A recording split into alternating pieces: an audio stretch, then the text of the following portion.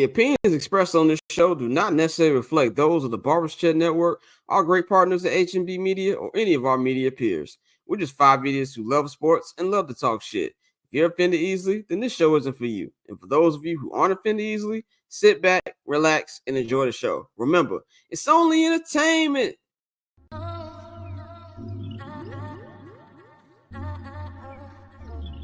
So cool. Triple double hat trick, I know the code too. Ice trade, go for trade, yeah we cold too. Getting paper on these player haters, old news. Money on the other line, so I'm not gonna hold you. Money on the other line, so I'm not gonna hold you. Money on the other line, so I'm not gonna hold you. Money on the other line, so I'm not gonna hold you. Money on the other line, so I'm not gonna hold. My agent just said we made 100 flat. Make it back and make it stack this like no Steven Jack. Put my rings up in the camera like I needed that. Up in the air and at the rim is where I meet them at.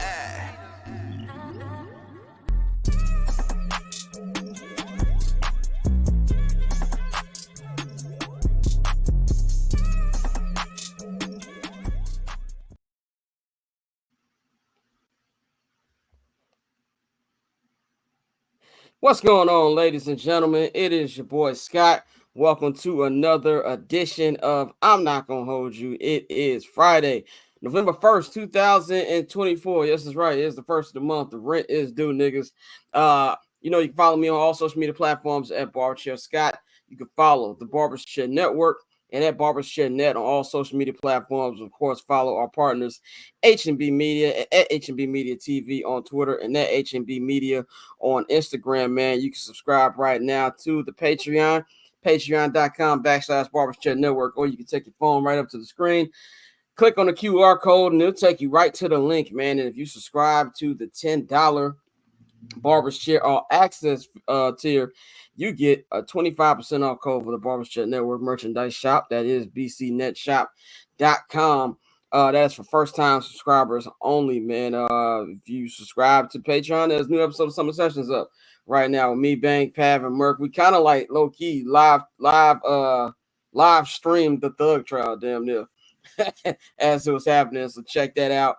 Good episode up right now, man. Shout out to everybody watching us on YouTube, everybody watching us on Instagram, everybody watching us on Twitter. We appreciate everybody on here, man. So we got a nice show for y'all today. Not the usual almost 3-hour show, but we got a nice show for y'all. Let's just bring in my co-host, man. Let's bring in Dante, Bang, and Mikey. What's going on, gentlemen? Solid, my boy. What's the word? I'm doing pretty good. My backup team won the World Series, so I'm feeling pretty good. Your backup team? My backup team. Well, actually, my current team, because I'm about to say, did you go back? No, I didn't. And you see, he still got it in him. You heard him. No, I don't. I don't have him. I damn near put my White Sox hat on for this episode. I will never. No, I ain't got a problem wearing a hat, but I'm not wearing.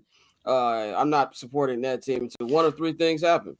And these three things have to have: one, redacted, and you all know what that redacted is. Two, the team gets sold, or three, Chris actually gets some damn sense and actually puts a team that's actually worthy out there. I don't see any of those three things happening. But so y'all cool with Charlie Villanueva being the new manager? I don't know who that nigga is. But no, bro, I'm about to say, speaking of hats, one of the benefits of getting a cut, all my hats fitting in. It was crazy. I put my White Sox hat on yesterday. Like, I haven't worn this shit in like 4 years. But yeah, man. Mikey, how you feeling, bro? I'm chilling, man. I almost overslept. I almost didn't make it for this, but I'm good, man. I'm here. I'm ready for it to be Sunday, man. I need some football to watch. Yeah, you say that till Sunday comes, and then the big right. Bang, man, how you feeling? Man, after Young Thug and trick-or-treating, shouts out to a couple of the people out here in the Plainfield, Joliet area. One of these dudes was looking like a lost member of the Sopranos and shit. Walking his kid in a radio flyer wagon and shit. But nah, man, everything is cool. Got a lot of work to do that I got to do this weekend. I might pop out to the West Side Gun 4th Rope Wrestling joint tomorrow. and shit. So this might be a busy weekend, depending how I feel. Yeah, man. I found he has a wrestling league, like a Yeah, wrestling. yeah. He Okay. created like Westside Gunn has always been Well, I know deep he's into a big wrestling. wrestling fan. Yeah, Yeah. but he been talking about this fourth rope shit for a minute. And he dropped the album yesterday. He dropped the album today. They got a listening party out somewhere. I ain't going to that shit.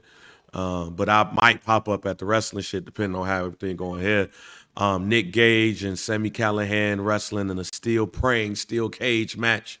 And I know y'all don't know nothing about those dudes. But them niggas be slamming niggas in glass and shit, tacks. On some And ECW shit. the E times 10. Like them niggas be wrestling in death matches and shit. And there's a couple of dope joints on the card. Primo and Pete Rock gonna be there tomorrow and shit too. So depending on how my anxiety is, I might pop out. That's a real quote. Depending on how you, Oh, I that's a feel real quote. that's real. I feel you. Sometimes I just don't want to be bothered people. Actually, majority of the time, I don't want to be bothered people.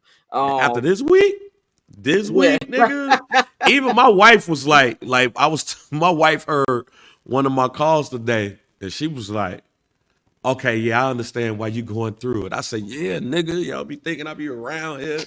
Just no, nigga, it's a lot. So, but nah, it's nice as shit. But I ain't never been in like I barely go to like indie wrestling shit because niggas just be doing shit to do shit. And then plus I don't really like the death match shit. Like niggas like poking niggas with glass and shit, cutting motherfuckers and shit and all in the head and all that. But it's gonna be niggas there. So I might pop up. I might not. what was the last WWE event you been to? Ooh, nigga, SummerSlam when me and Camp went to Yeah, SummerSlam when I went to Tennessee. that was last year or 2 years No, that ago? was 2 years ago, 2 years ago, yeah. and those I've shit's only expensive. I've only been to like I think it was like 3 events I've been to. I was in my first SmackDown, first wrestling event was like SmackDown, like 2000. It was right before it was like a week before that 6-man Hell in a Cell. It was like Yeah, Stone Cold, Undertaker, The Rock, all them. That was the first time I went to a wrestling event. The last time I went was like 10 years ago. I had to take my little cousin. By this point, I'm fully removed from wrestling. I remember it was the Blackhawks win Game 7 against the Kings. So I'm trying to watch the game at the same time. This is like, when you had this 2014, so it wasn't like it's easy to listen or watch watch the game now. I just remember being pissed as I was coming out because they lost in like overtime or something like that. But shout out to Mike on Instagram. He put I joined just to say I hate the Bears. That's hilarious. Okay, and who that's said that actually shit? I got Mike Pillars. Shout Oh, out to Mike. But it's perfect time. Let's get into it. Let's get into it. The local hour. here's the Um, local hour.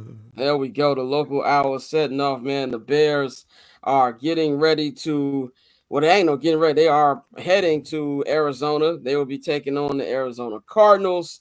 We'll get into the whole, breakdown of, how the game should go. The injury report. Injury report was a little, it was a weird injury report. I'll get into that in just a minute. But I want to start off with maybe a possible player mutiny that might be on the horizon with the Bears and everything that's been going on this week after the Hail Mary. Of course, we talked about it on 79th and Hallis, the Jalen Johnson comments, the Kevin Byard comments. But some wrinkle happened last night. It's Caleb Williams' dad, Carl Williams, has a Twitter account, and it is Carl Will 9582961. That's how you know you're old head. Like, and Me, there's y'all, no, nigga. yeah, there's no Abby, there's no Twitter picture. So he retweeted one of the Commanders beat writers who had a video of Commanders defensive coordinator Joe Witt. And he said he didn't see much of the Hail Mary last Sunday because he was pissed. He said we should close the game, finish the game in those winning moments, and I blame myself. We were in a solid call, but there was a better call that I should have gotten, and basically taking accountability for us. Caleb Williams' dad retweeted it with 2 hashtags, accountability and real coach. Now, he ended up deleting it, but then he retweeted it without like a caption. So he kind of doubled down on the actual tweet. He told Shane Redoran, I think that's his name, of 6-7 to score, that it was an innocent comment. I like what the Commanders are doing over there. I know some of these guys has nothing to do with the Bears, man. I just want to say this. First of all, I was born But now I wasn't born yesterday, my nigga. We knew what she was trying to say about it, and I have no problem with it. I stand with Carl Williams because I'm with him on the accountability thing and real coaching thing. Because obviously the Bears don't have that, and they haven't had that in 12 years since Lovie Smith left the building. So I definitely agree with him on that.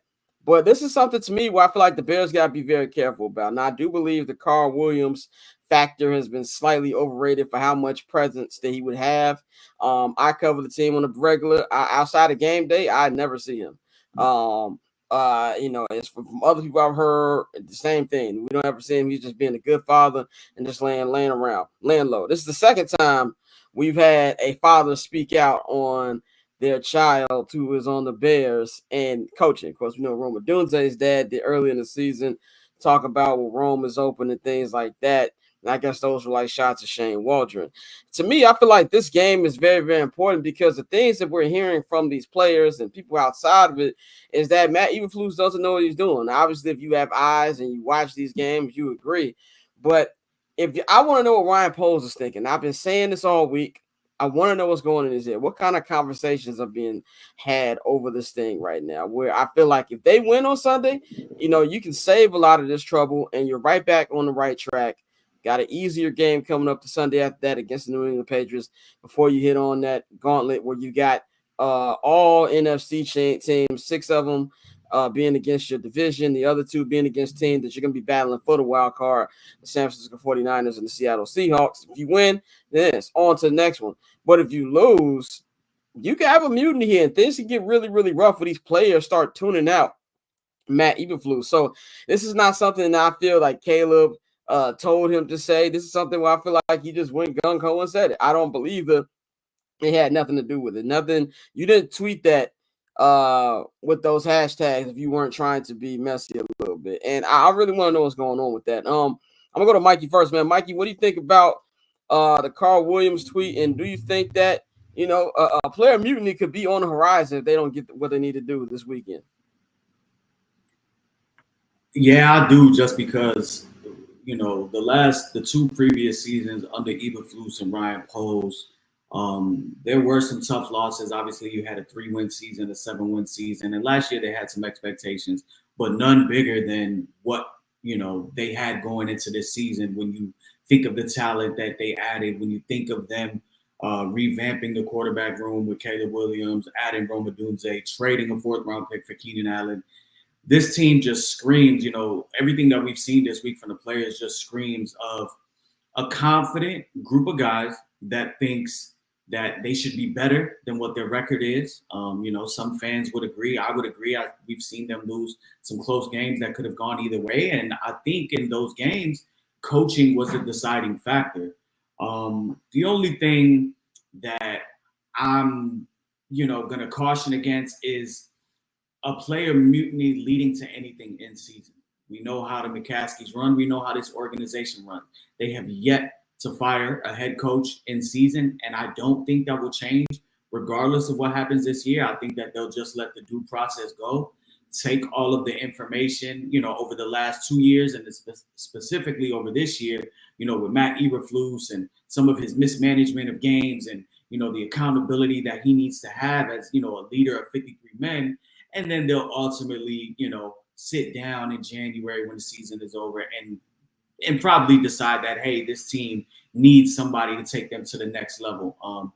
Matt Eberflus to me has always screamed, A to B coach, not a B to C coach. He is Rick Renteria in my eyes. So it's gonna be something as long as they continue to lose. Now, if they win, we won't hear anything. And to go to the Carl Williams point, I just think he's saying what those guys in the locker room are already feeling. I think he's saying what smart football men around the league are thinking. It's hard in a week where you got guys like Bill Cowher, Rex Ryan, Dan Orlovsky, Bill Belichick, the players on your own team, all criticizing you openly. It's kind of hard to run from that. So Ryan Poles knows what's going on. I think the players know what's going on. DJ Moore has spoken outwardly, twice this season now in regards to Shane Waldron and some of the play calling. Jalen Johnson is your captain. Kevin Byard is obviously, a veteran presence that you added this year. They've spoken out. Cole Kmet has spoken out. And the one common thing that I bring up with everybody that has spoken out, they all got their money and they're all going to be here. Matt Eberflus is not going to be here. Jalen Johnson just got paid. Cole Kmet just got paid. We already know Caleb and Rome is going to be here. DJ Moore just got paid. They're locked in. What was the main reason why Ryan Poles moved on from Justin Fields last year? Obviously, they had the number 1 pick, but let's remember what it was all about. It came down to money, and we're going to have to decide if we're going to pick up this option, if this is somebody that we're going to have to pay. But what's happening next year? Matt Eberflus is going into his last year. It's going to come down to money once again, and I think once you have the opportunity to come out of it and get somebody better, I think that's what they do. Bang, man, what you think about this? You didn't know about this right when it happened until we told you about it. But do you think that this tweet means that much? And do you think that, Eberflus is walking on thin ice with the locker room right now? First of all, we could just end the show right now because Mikey basically just killed it. Okay, I didn't even realize that everybody that was talking is getting paid. I didn't even realize that. I thought it was just the locker room talking. But Matty is 1,000% right, because the people that's going to be around, not just the people that's going to be around, and technically not just the people that got paid, it's all of the leaders. Like Mikey said, it is every captain has spoken up, basically. Cole Kmet, who the tight end is supposed to be one of the quietest niggas on the team. Let's be real. Tight end is supposed to be one of the quietest niggas on the team. He had something to say. And when you think about it, this is 2 years in a row of this. Because last year, we was having the same conversation about Matt Eberflus. It's just something about this team under his leadership. When they lose bad. And when you add the fact, the number of games that the Bears have lost in the manner that they lost, very close, leading within a minute left in the game or less than that in the game, and they've lost the majority or all of those games. That right there tells you everything that you need to know, to the point where I'll hot take it. While the Bears have not done an in-season cut, I'll put a game on it. If they lose that Patriots game, all bets are off. And the reason why I say that is because it has been 2 years in a row where the Bears have been the laughingstock of the NFL. We have been the laughingstock of the NFL for the last week. And if we lose against Arizona, that's going to continue and is going to knock us out of playoff contention. And then if we go lay an egg against the Patriots, against one of the worst teams in the NFL, I don't give a damn what happened in the Jets game, it's going to be bad going into the division and the back half of your schedule, which is the hardest. So if the McCaskies feel like going into that, we're done for, I would not be shocked or surprised if Eberflus is the first coach in Bears history to get fired mid-season. Because at that point, and especially if that, I think Albert Breer report, that Ben Johnson wanted the Bears job, which if Ben Johnson wanted the Bears job, I'm sure somebody back-channeled that shit and they knew about it. If that happens, then you might as well go ahead and start preparing the job for Ben Johnson or who else ever want that shit if they lay an egg these next 2 games. Yeah, I would be stunned if they did mid-season firing, not just because it's not something the Bears do. You don't see it a lot. I mean, you see it in the NFL, but I don't feel like it's something as frequent. And we've got just as many questions about Shane Waldron. Like, who would they give the interim to? Would it be Eric Washington? Yep. I think that this weekend is why, if they lose this weekend, you don't get a full mutiny because the playoff race would be dead. And at that point, Mike, you said this is a roster that feels like they should be 6-1.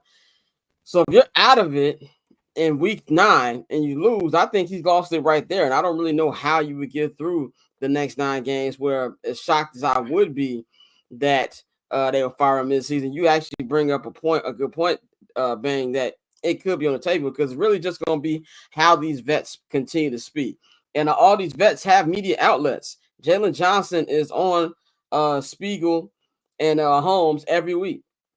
You know, you got the post game press conferences, and on Wednesdays and Thursdays they have locker room press conferences now. So I think that's why there's a lot riding on this game.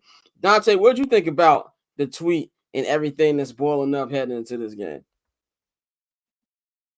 For me, this is what we feared the entire offseason and why we wanted them gone. So I mean, I think anytime parents speak out, that's just new age media shit where people are looking for content. Because of course, you know, parents are always gonna speak out in the interest of their kids. So even though he was correct, I'm not putting too much weight on that. I don't care what he does when he tweets. Like I told y'all when y'all first into the chat, I'm like, is this really his Twitter? Because you know they just got created in October of 2023, but that's him. And that was his opinion. But in terms of the coaching, bang, I don't know about Eric Washington, but I would damn near two birds with one stone. I would give it to Shane Waldron. Simply because if we hire Ben Johnson, Shane Waldron 9 times out of 10 ain't gonna be the offensive coordinator. So I mean, two birds, one stone. It.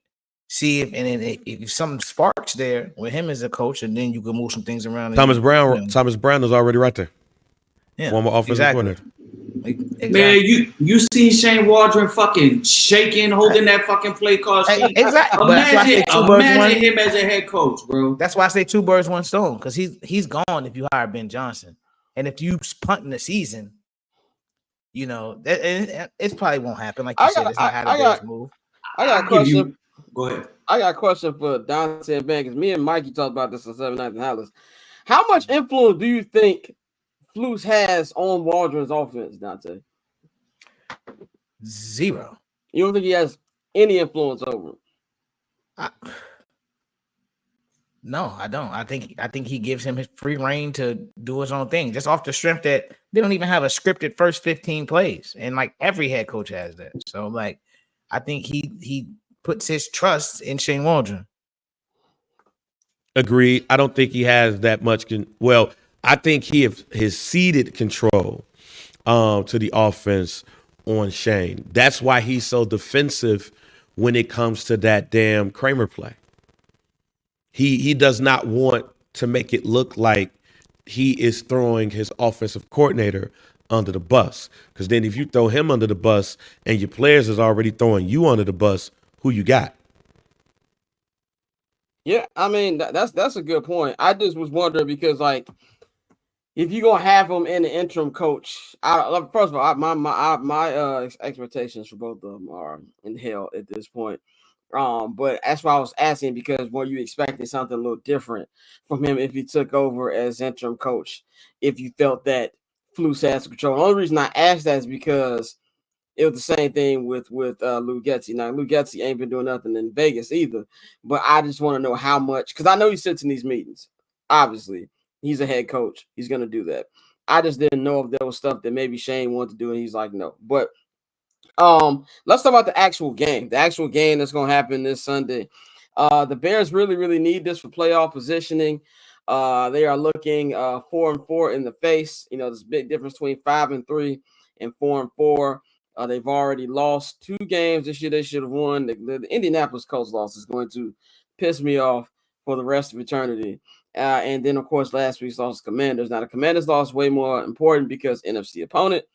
And then this one's very important, NFC opponent. You know, whether these two teams win the division, not Arizona or the Commanders. If they don't, then they're going to be in the wild card race. And so you're going to have to, you know, you don't want to finish with the same record as one of these teams or both of these teams, and you don't have the tiebreaker. That would be something messy where you're like, okay, if they win and then this team loses and that happens, you don't ever want to be in the need some help scenario of the playoff race, man. But for me, it's just this simple. I'm really interested to see what kind of team we're going to see, and really not even from the defense. I know the defense is going to be prepared.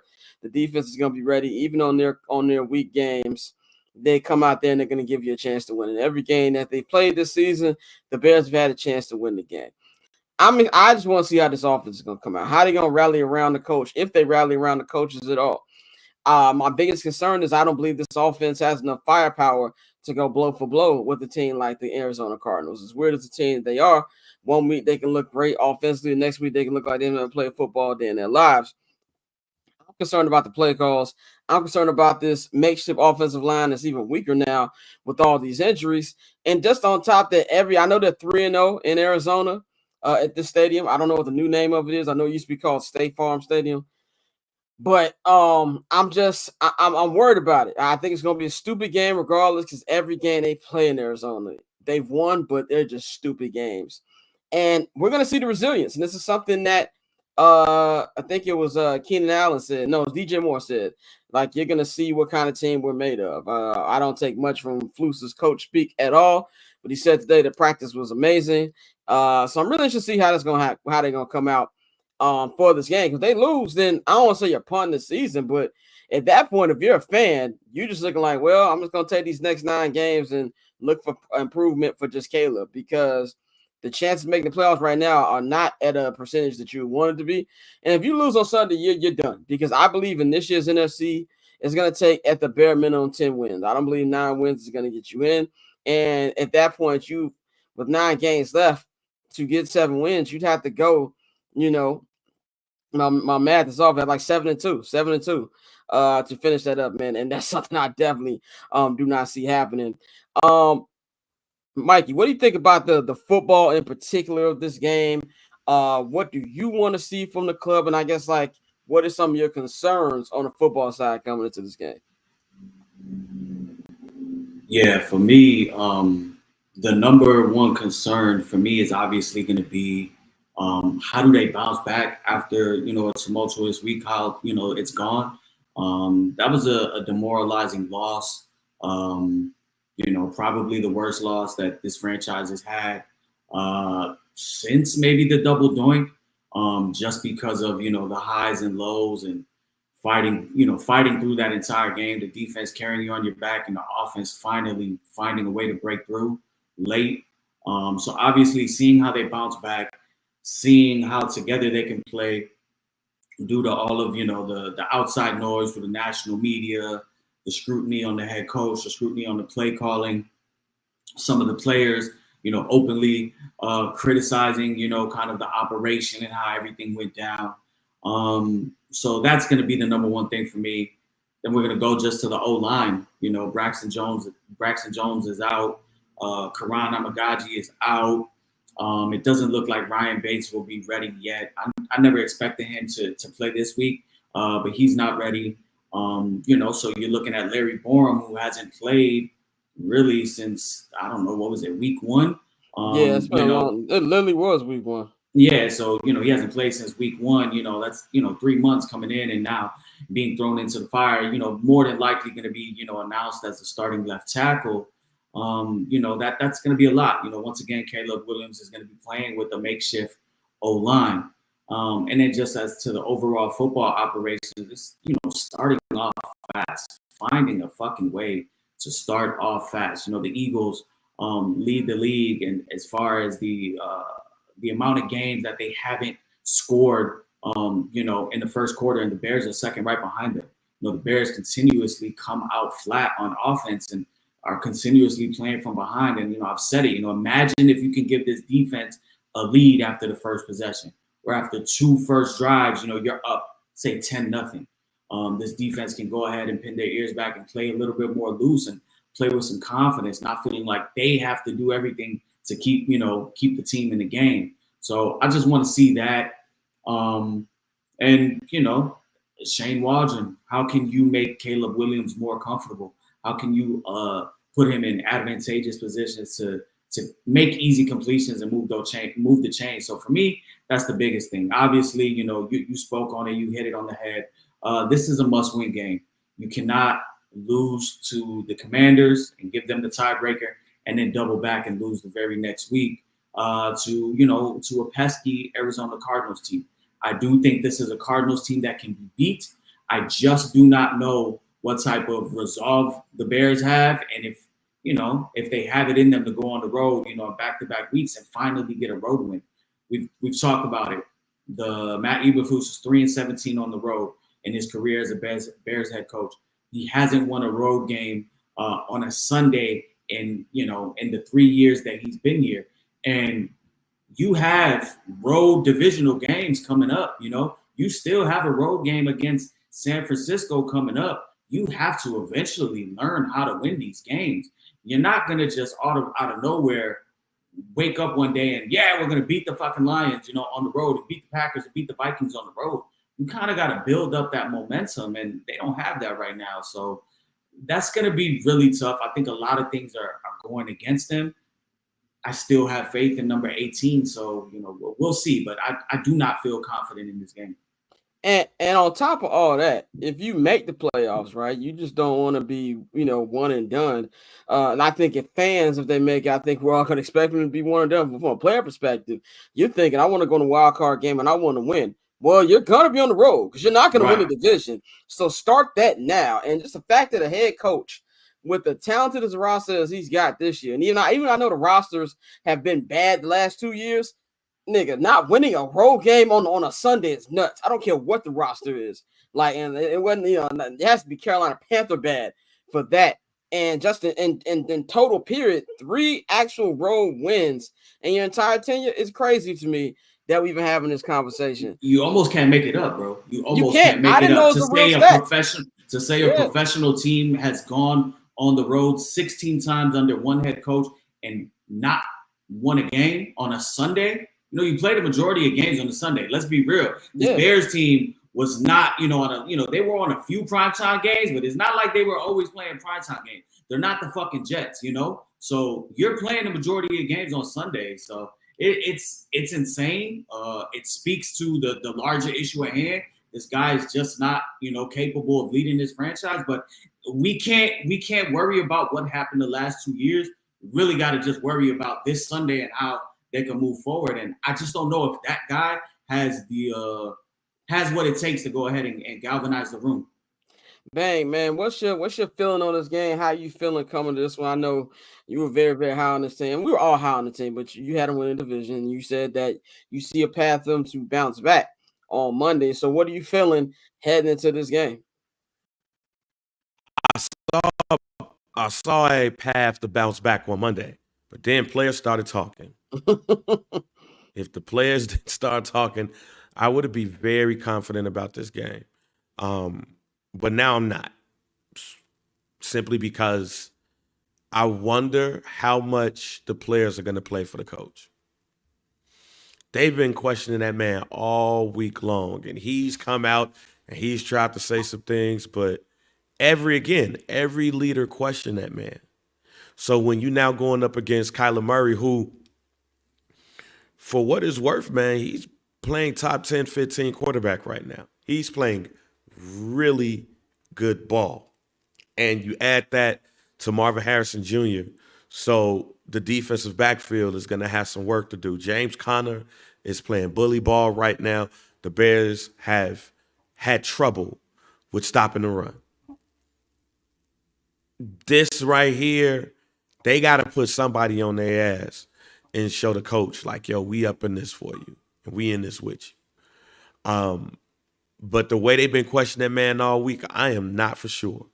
And the fact that the Cardinals have pulled off games that they probably shouldn't have won.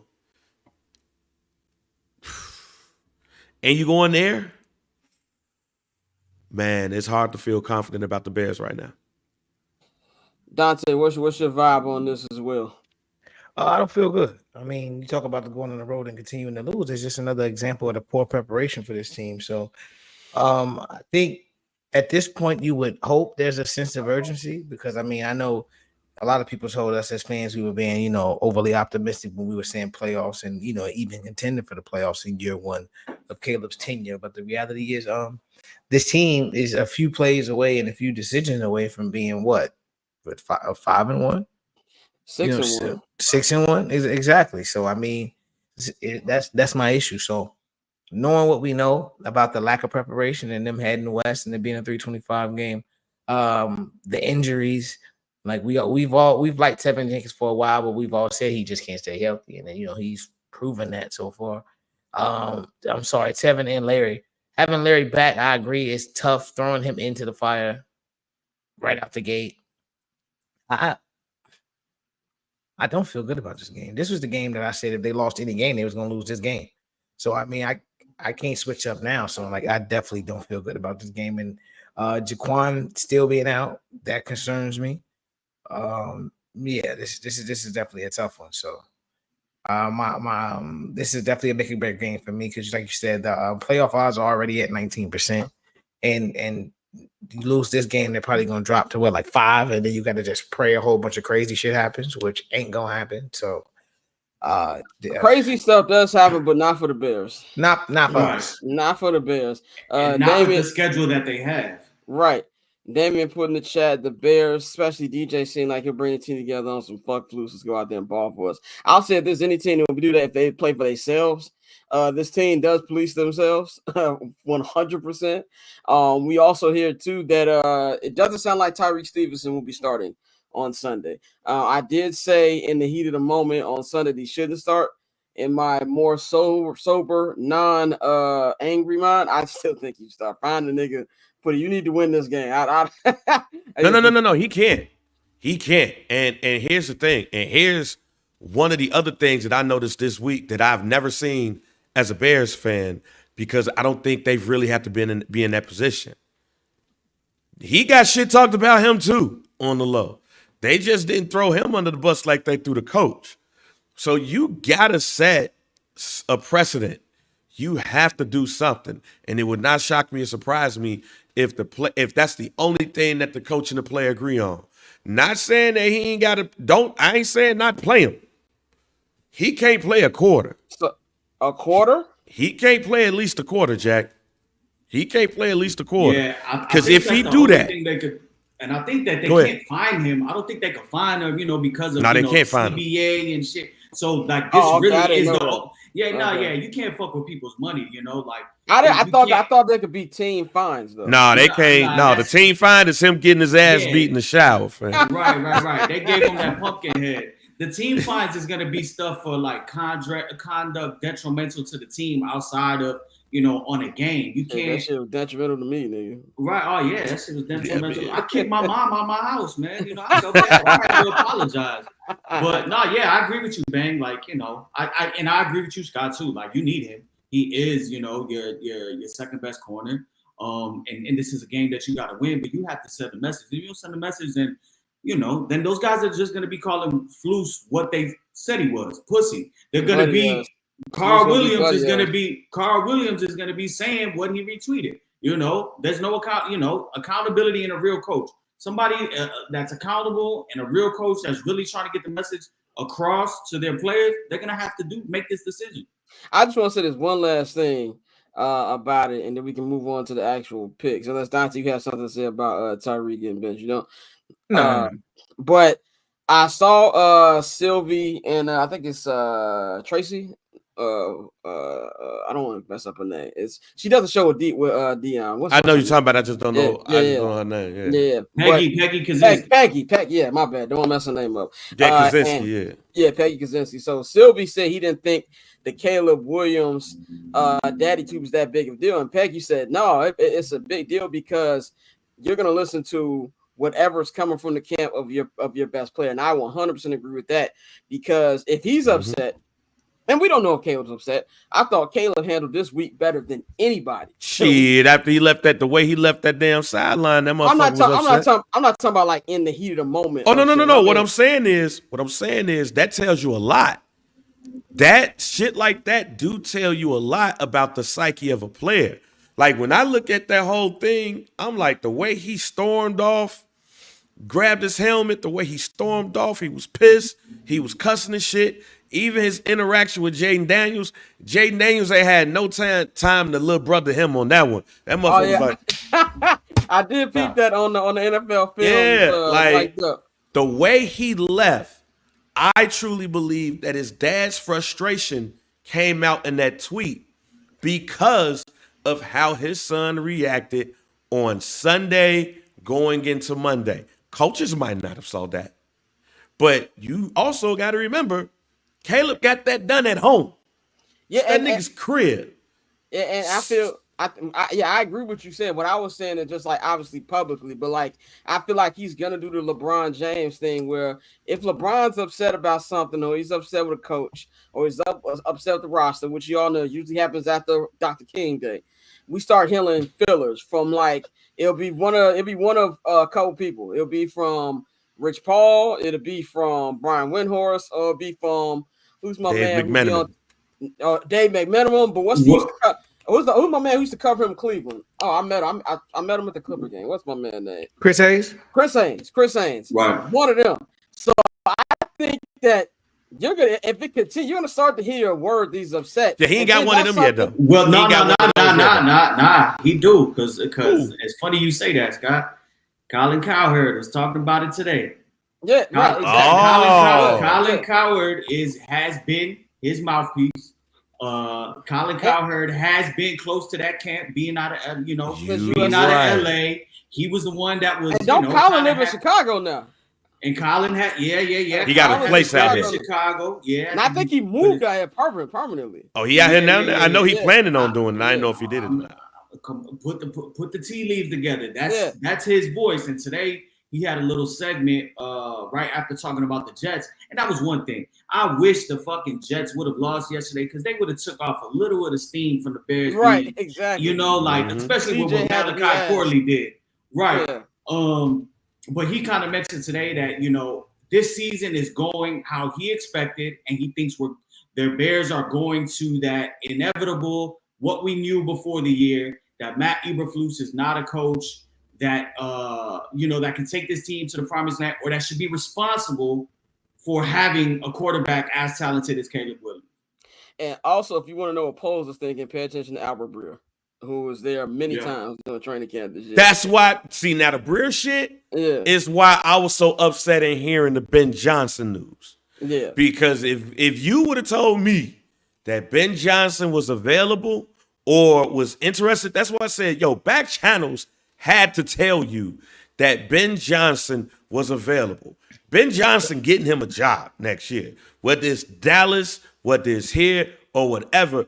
And with Ben Johnson, who's a pretty good offensive coach, been doing wonders with that offense with Jared Goff and the running backs. That's a Jared Goff that niggas ain't really have a lot of faith in, too. So it's not like this motherfucker did this shit with somebody that was already good. Like, this nigga came in and they ain't had no faith. The other part about it is you hurt a team in your division by going ahead and getting somebody like that. So I don't know if Ben Johnson told the nigga no. I changed my mind. No, it never came available. I'm just saying. The Bears actually believe in Flus. That's what I'm saying. If that nigga was there and you totally believe in that nigga like that, everybody got to go. But no. But it points to a bigger question when we ask about who's really calling the shots. Is it Flus is still there because Ryan Poles wants to give him a shot? Or is Flus still there because McCaskey told him you can't fire him? Look, man, McCaskey, I'm telling you right now, McCaskey is hands off, bro. That nigga is hands off. He is the Conor Roy. That is Ryan Poles' show. I'm telling you right now. That is we shooting Poles too much, Bell, because we like that nigga, but this is all on Ryan Poles' head. It's Justin Fields 2.0, bro. It's Justin Fields 2.0. This is the season. Last year was the Justin Fields evaluation year. This is the Matt Eberflus year. And then, hey, Flus, we gave you Pro Bowlers. We gave you a better quarterback. We gave you a top defense. You couldn't make it work. You had the easiest schedule going into the year, which is true. They had the easiest strength of schedule. They should have had 6 wins by now. They don't. If they don't make the playoffs, then, I think hey, listen, how did Hard Knocks end? Ryan Poles said, it's time to win.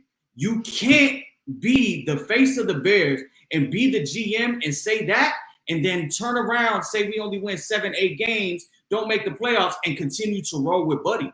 Yeah, I think if they miss the playoffs, he's fired. My concern is I don't think it's gonna be Ben Johnson because I just don't think they're gonna pay the prices he wants. Which is funny because there's no salary cap when it comes to paying coaches. That's the peak Bears would be this, and then we're gonna move to picks. Will be, you know what? We fucked up with Cliff Kingsbury. Let's make him the head coach. I was thinking that too. Or Caleb, you like Lincoln Riley? Let's give him a call. Not with that nigga being trash in the Big Ten. You can't do that, bro. It's the Bears. No, I'm just saying. I know it's the Bears, but if you do that, you just made your shit worse. You said they still check. Yeah, they signed the check, but I'm telling you, it is Ryan Poles and Kevin Warren's show. Like literally, And that's who I want to hear from. I want to hear from Bump. When McCaskey goes up there and says things like, "Oh, it's all on Kevin and Ryan," he's not lying. Like it is their show, and everybody be wanting what's called Kevin TED Talk, Kevo to talk. Like Mikey said on 7 Night to Hallis, that nigga can't even get a stadium right now.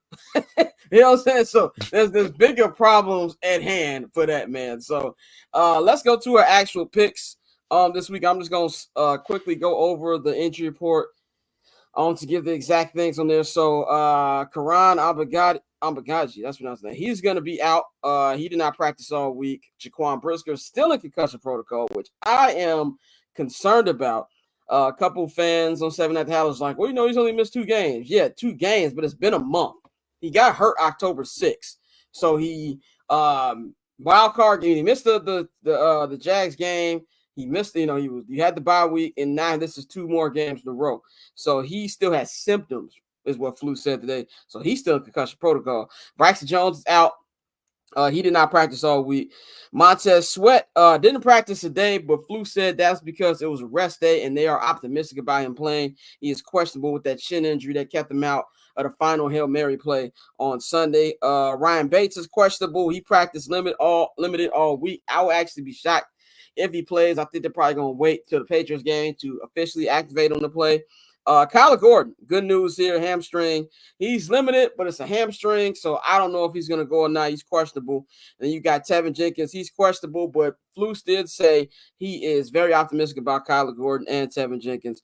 Larry Bourne is questionable, and then so Larry Bourne. I think Larry Bourne is going to start. But my pick for this game, I said it when the schedule came out back in May, and we did a schedule episode of 7 at the Hallis. When we did the I'm Not Gonna Hold You preview special back in August, that I thought they were gonna lose this game.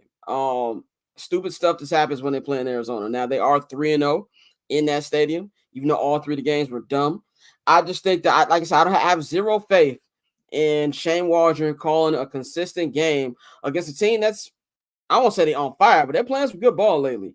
And for all the fault that Kyler Murray gets, he plays really well against the Chicago Bears. I think Marvin Harrison Jr. is going to have a good game. And I just, the offensive line was already bad, but with all these injuries, I'm scared for Caleb. And even though he's going up against the worst pass rush in the NFL, I'm going to go, I think it's going to be another stupid game. I'm going to say 30-27 Cardinals. Mikey, which way are you going? If the Cardinals score 30 points, then we got a lot of problems. But I'm gonna take the Cardinals in the field goal game. Give it to me as 20-17. Go ahead, Bang. Man, I'm still going with the Bears, man. 27-17. They're going against a team that has no pass rush. And even though we have the injuries we have on the offensive line, I feel like this veteran-laden team is not going to come out there and lay an egg after the bullshit they just went through. Dante, close us out. What you got? 17-14 Cardinals. I think it's going to be a stinker.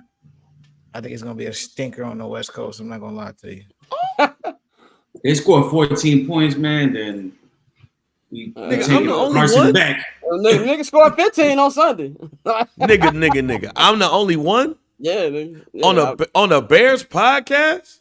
Yeah. Hey, man. Bro. Hey. 0 for 16 on Sundays. I have a little thing. You see these? I have a little thing called eyes, my nigga. I'm not fooling for. They gotta prove it to me. And by the way, and I had this as a loss for months. This isn't a reaction type thing. Same.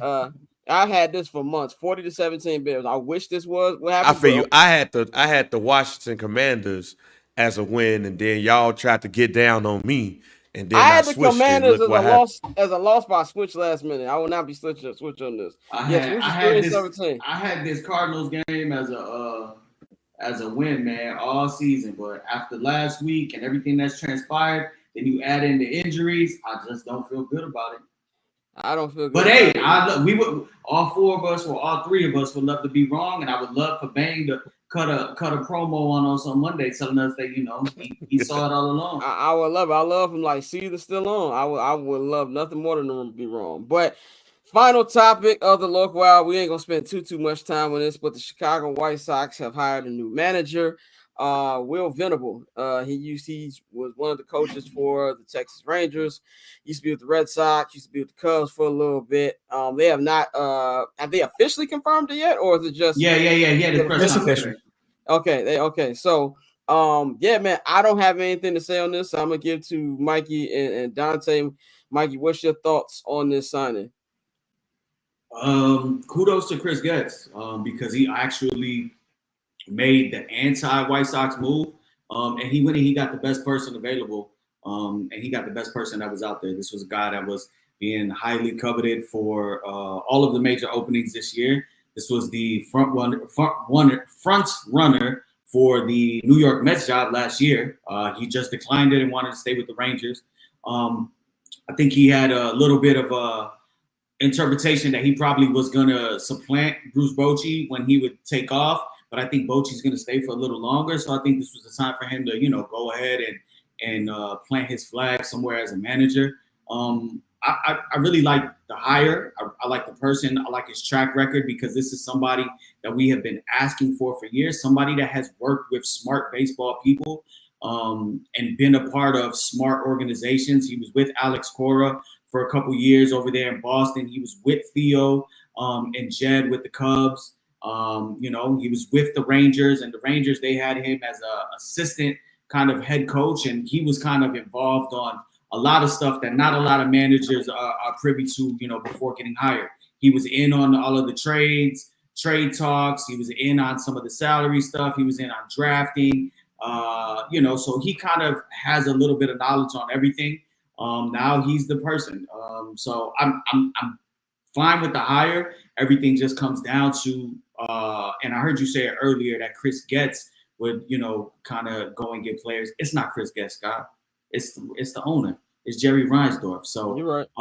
So I just want to see, obviously, an influx of talent. But for a team coming off the setting a historic season, what you need right now is to strip it all down to the studs and get back to the basics. Will Venable, being a former player, is somebody that's going to go ahead and set that routine. I don't know if this is going to be a guy that's going to be here for 10 years, just because I don't believe in any of the talent, and there's a lot to overhaul there.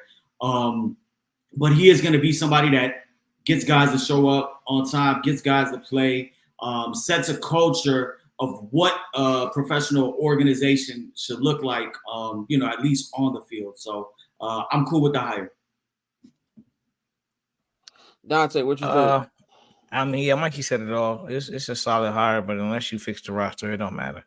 So it's a matter how long is he going to be allowed to build this thing out. You don't have any talent on the roster to say, okay, I'm going to see what I can get out of this guy. Yohan's gone. Pretty much everybody that failed in the rebuild is gone. Andrew Vaughn probably should be gone. We'll see about the trades that they make this offseason. White Sox would have loved that nigga, boy. Oh, my God. He was Mr. Untouchable. Literally, like, no, we're not trading him. And you see where that took us. But, yeah, man, it's all on the roster.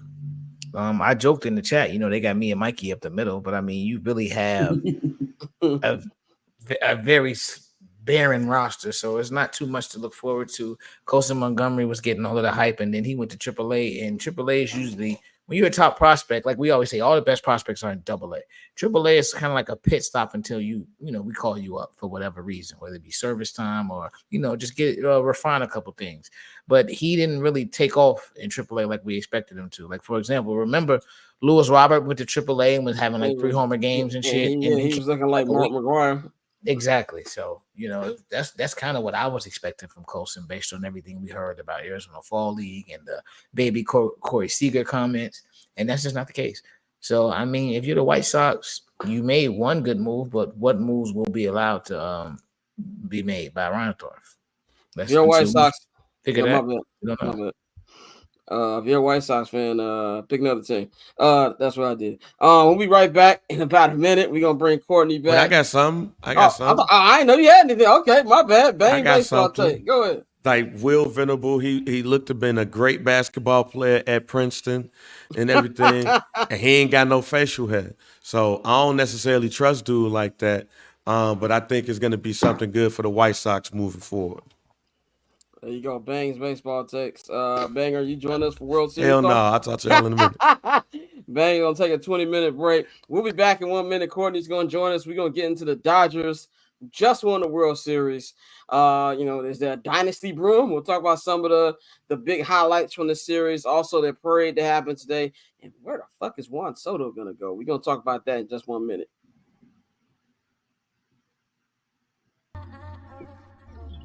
So cool. Triple double hat trick, I know the code too. Ice trade, go for trade, yeah we cold too. Getting paper on these player haters, old news. Money on the other line, so I'm not gonna hold you. Money on the other line, so I'm not gonna hold you. Money on the other line, so I'm not gonna hold you. Money on the other line, so I'm not gonna. And we are back, ladies and gentlemen. Let's bring Courtney in. Courtney, how are you feeling? I know we're 11 minutes behind, but you know how local hour goes. No, I heard some of the spiral. It was, you guys are going through a lot.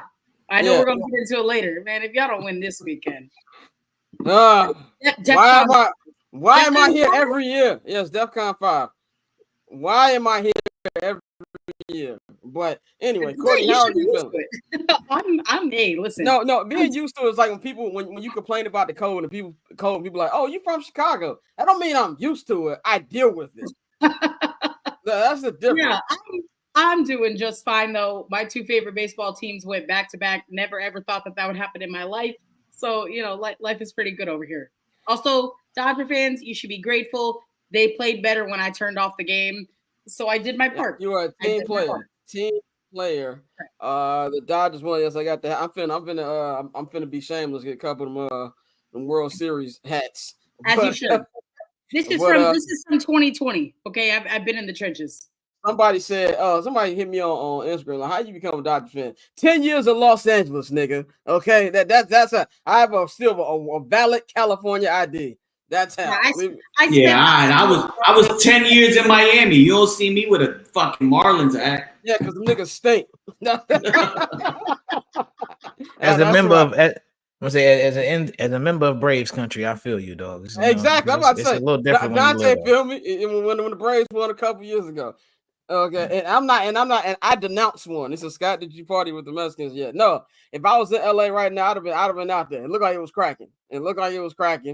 I know the street tacos was hitting crazy. I saw that some people tagged in the middle after the parade was over. They tagged a Waymo, like graffiti all over a Waymo. Oh, yo, shout out to the Waymos, man. The Waymo, when you first see it, throws you off. I was like, nigga, what is this? But on Waymo, that's how you know when you're in LA. When you just walking down the street and she like the driverless car. Yeah. The driver, the Waymo, or you got like the Waymo cart too. The joint to be dropping off food and shit. Like, yeah, they got them joints down here now. It's wild. It's wild, man. But who cares about those pesky workers' rights? Am I right? Right, exactly. Let's get rid of them, you know. But yeah, exactly. By the way, you can follow Courtney at 100 Colibro on all social media platforms. But yeah, Dodgers won the World Series 2 nights ago in Yankee Stadium with a comeback dub, 7-6. They were down 5-0. It looked like this was going to be the Yankees going to become the first team to force a Game 6 down 0-3 in World Series history, which I didn't know was a stat. I thought that there was a couple teams who at least forced the Game 6. Didn't know that. But then the wheels came off. I actually turned the game off, and I went to Disney Plus. I'm a Mikey said I'm heading to Disney Plus. I actually went to Disney Plus. I'm like, let me watch this Agatha All Alone finale, which is pretty damn good. But and then I just look in the group chat, and it says +20. I'm like, all right, what's going on? And I see y'all tweeting about the game, so I immediately checked the score. I'm like, how did this happen? And then when I found out it happened, and they were all unearned runs, was even crazier to me. So after that, they come back, get a run. Then that run happened late in the game, and the Dodgers were able to take it down. had their parade today as well. And the thing for me, if you're a Dodger fan, that you gotta be excited about is they had all their pitching hurt. Tyler Glasnow hurt. Walker Buehler was coming back this year. He was, up and down. Dustin May was hurt. There was a lot of people who were hurt this year. And then you got Shohei Ohtani. He's going to be pitching next year. And who knows what other free agents they might bring around. And this is the first Mickey Mouse title that was validated. Yes, this is a Lakers shot. This is the first Mickey Mouse title that was validated. So I feel like today you can even see from the way the team was responding in interviews all postseason, saying we win a parade. You usually get a lot of F-bombs in parades, but today I feel like was over the top. You know what I'm saying? Like they really, really went crazy when you just tell there was kind of like a weight that dropped off their shoulders, man. But you got that. What do you think, Courtney? Their chances that obviously they're going to be around. They're the Dodgers. They've been around for 11 years at this point. What do you think as far as their chances of being able to repeat? They ain't been done in 24 years. Oh, I mean, it's entirely possible, but there's just so much parity in baseball now. Like you never really know who's good. The Dodgers were fortunate to get hot at the right time. I know I said that whoever won out of that Padres-Dodgers series was who was going to win the World Series because I really didn't believe in the Yankees like that. But man, they got some arms coming back next season. Shohei might finally be able to pitch, so let's see if they can actually get that out of him. But hey, man, anything is possible in this day and age in baseball. Mikey, man, what's your thoughts on their repeat chances and really just the way you saw them play this entire postseason? Yeah, I don't know about a repeat in baseball, man. It's just too hard, too many games. Teams get hot, like Courtney said, like they weren't the hottest team going into the playoffs. That was the San Diego Padres and the New York Mets. And we've seen them go ahead and, and obviously beat them. But there's always going to be teams out there that's just clicking at the right time. And, any day anybody could be beat. That being said, their roster is ridiculous. They're the favorite to go ahead and sign Willy Adames from the Brewers to play shortstop, which is a huge need for them to go ahead and get an actual shortstop and somebody that could contribute. That's a multi-time all-star right there. You have to, picture them to possibly be in on the Corbin Burns Corbin Burns sweepstakes, maybe on the Blake Snell sweepstakes. We see that Blake Snell opted out today and will be a free agent. So a lot of players are going to want to go ahead and team up over there. So that roster is only going to get better. And, just what I saw, I just want to say, shout out to Walker Buehler because I was his number one hater. I was his number one hater all year. I mean, he looked like absolute shit. He was cooked. He even said it, I don't know if it wasn't, I don't know if it was. Yeah, he said he thought he was going to get fucking released. Yeah, he said, I thought I was going to get fucking released from this team. That was somebody that I thought probably wouldn't have even made, the playoff postseason roster. He really only kind of made it out of necessity because his play didn't warrant it, and he went, 4 scoreless innings against the Mets in the NLCS in Game 3. Then he had 5 shutout innings against the Yankees in Game 3. Then, to go ahead and shut down the door, in the 9th, in the clinching game, just shout out to him and big kudos to, Freddie Freeman. That's, we talk about all the time, Ohtani, Mookie, and all these guys, and Freddie Freeman, he's just chilling in the cut with those big ass teeth, hitting home runs and just being the ultimate professional. So they had a great, postseason run. It's crazy. Like they've gotten their money back already from the Ohtani deal when you think about it. So, and that not to mention they got him on a $360 deal. He's getting paid $5, a season, and so they have so much flexibility. And Mookie's hungry for more. So let's see if they go ahead and add to it. Shout out to Shohei for speaking fluent English at the parade today.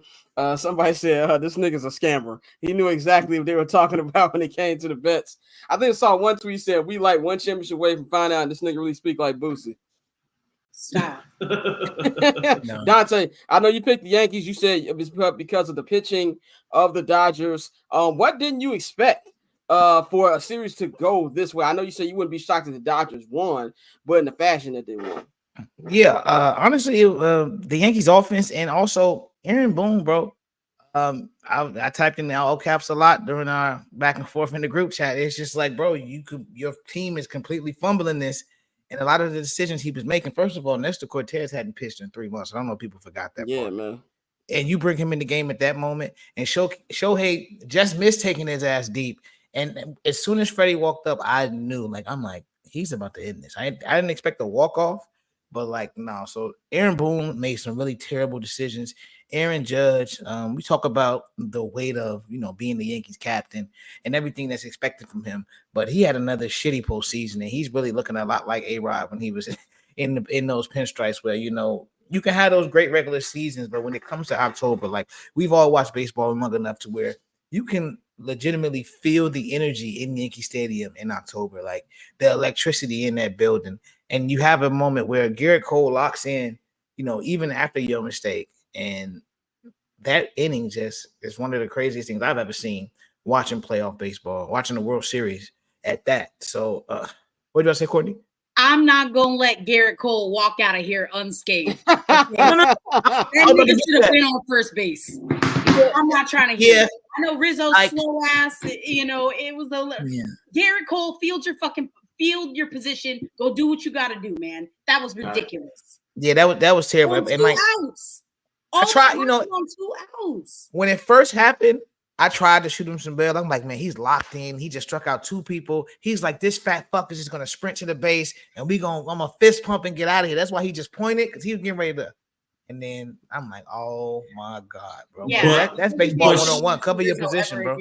Right. But shout out to Mookie Betts for busting it down the line, because I don't know how many times we would have seen somebody, kind of hit that slow roll. It wasn't hit hard, slow roll of the ground ball, and they would have jogged. Shout out to him. That just tells me that he wanted it more. The Dodgers wanted it more. They were locked in. They were there for the kill shot. But that is huge, because even if you look on the still shot at where Mookie was at, he was still behind Garrett Cole when Rizzo had the ball. And for him to still bust it down the line, they just wanted it more. Yeah. And shout out to the Dodgers' approach at the plate, because, Garrett Cole, he was able to keep his pitch count down, but everybody else in the Yankees was fucked, because they were really taking pitches and working at bats. And, man, special shout out to I'm Dave disappointed Roberts. in the Yankees. We gotta give a shout out to Dave Roberts. As much as I shit on Dave Roberts and talk about him running out of pitchers against Texas, he is no longer baseball Doc He Rivers. did the damn thing, man. Yeah, he did the damn thing. And last but not least, of course, Walker Buehler, bro. To think your career is damn near over, and for you to not only get a win, then get the save to close it out, bro. That's a hell of a story. Just one of those moments, when we get to October, you can't script this shit, you really can't.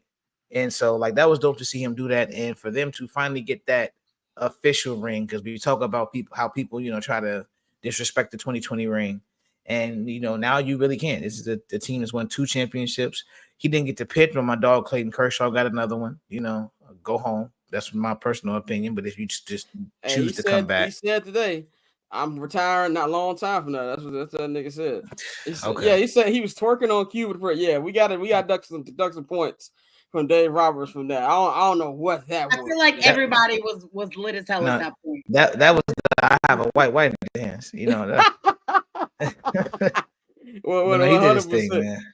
I think with the Dodgers, man, I think there was just so much of release, because even though they did win 2020, it does feel like this is the first time since 1988. And I've said this, people think I just said just because I'm a LeBron hater. I'm not a Laker hater, by the way. I'm a LeBron hater. When LeBron leaves, I'll still be messing with the yellow and gold right there, because my boy Bean in the background. But it's I think now Courtney, you correct me if I'm wrong. I don't know how the Tampa Bay Lightning won during the COVID year, right? They won because the Stars were in that Stanley Cup in 2020. Do they have an asterisk towards that too, or is it just that? No, they don't do that. Okay, because there's no asterisk at all, and I think hockey's too hard to play, Bob. Hockey's too damn hard. Let me explain what I mean by asterisk. Is there asterisk towards any championship? Because it's a shortened season, but there's no because everyone had the same opportunity to go win. I'll never understand that. Why people? It's not just because it's my team. Every single team had this. You saw the fucking Marlins get into the postseason in 2020.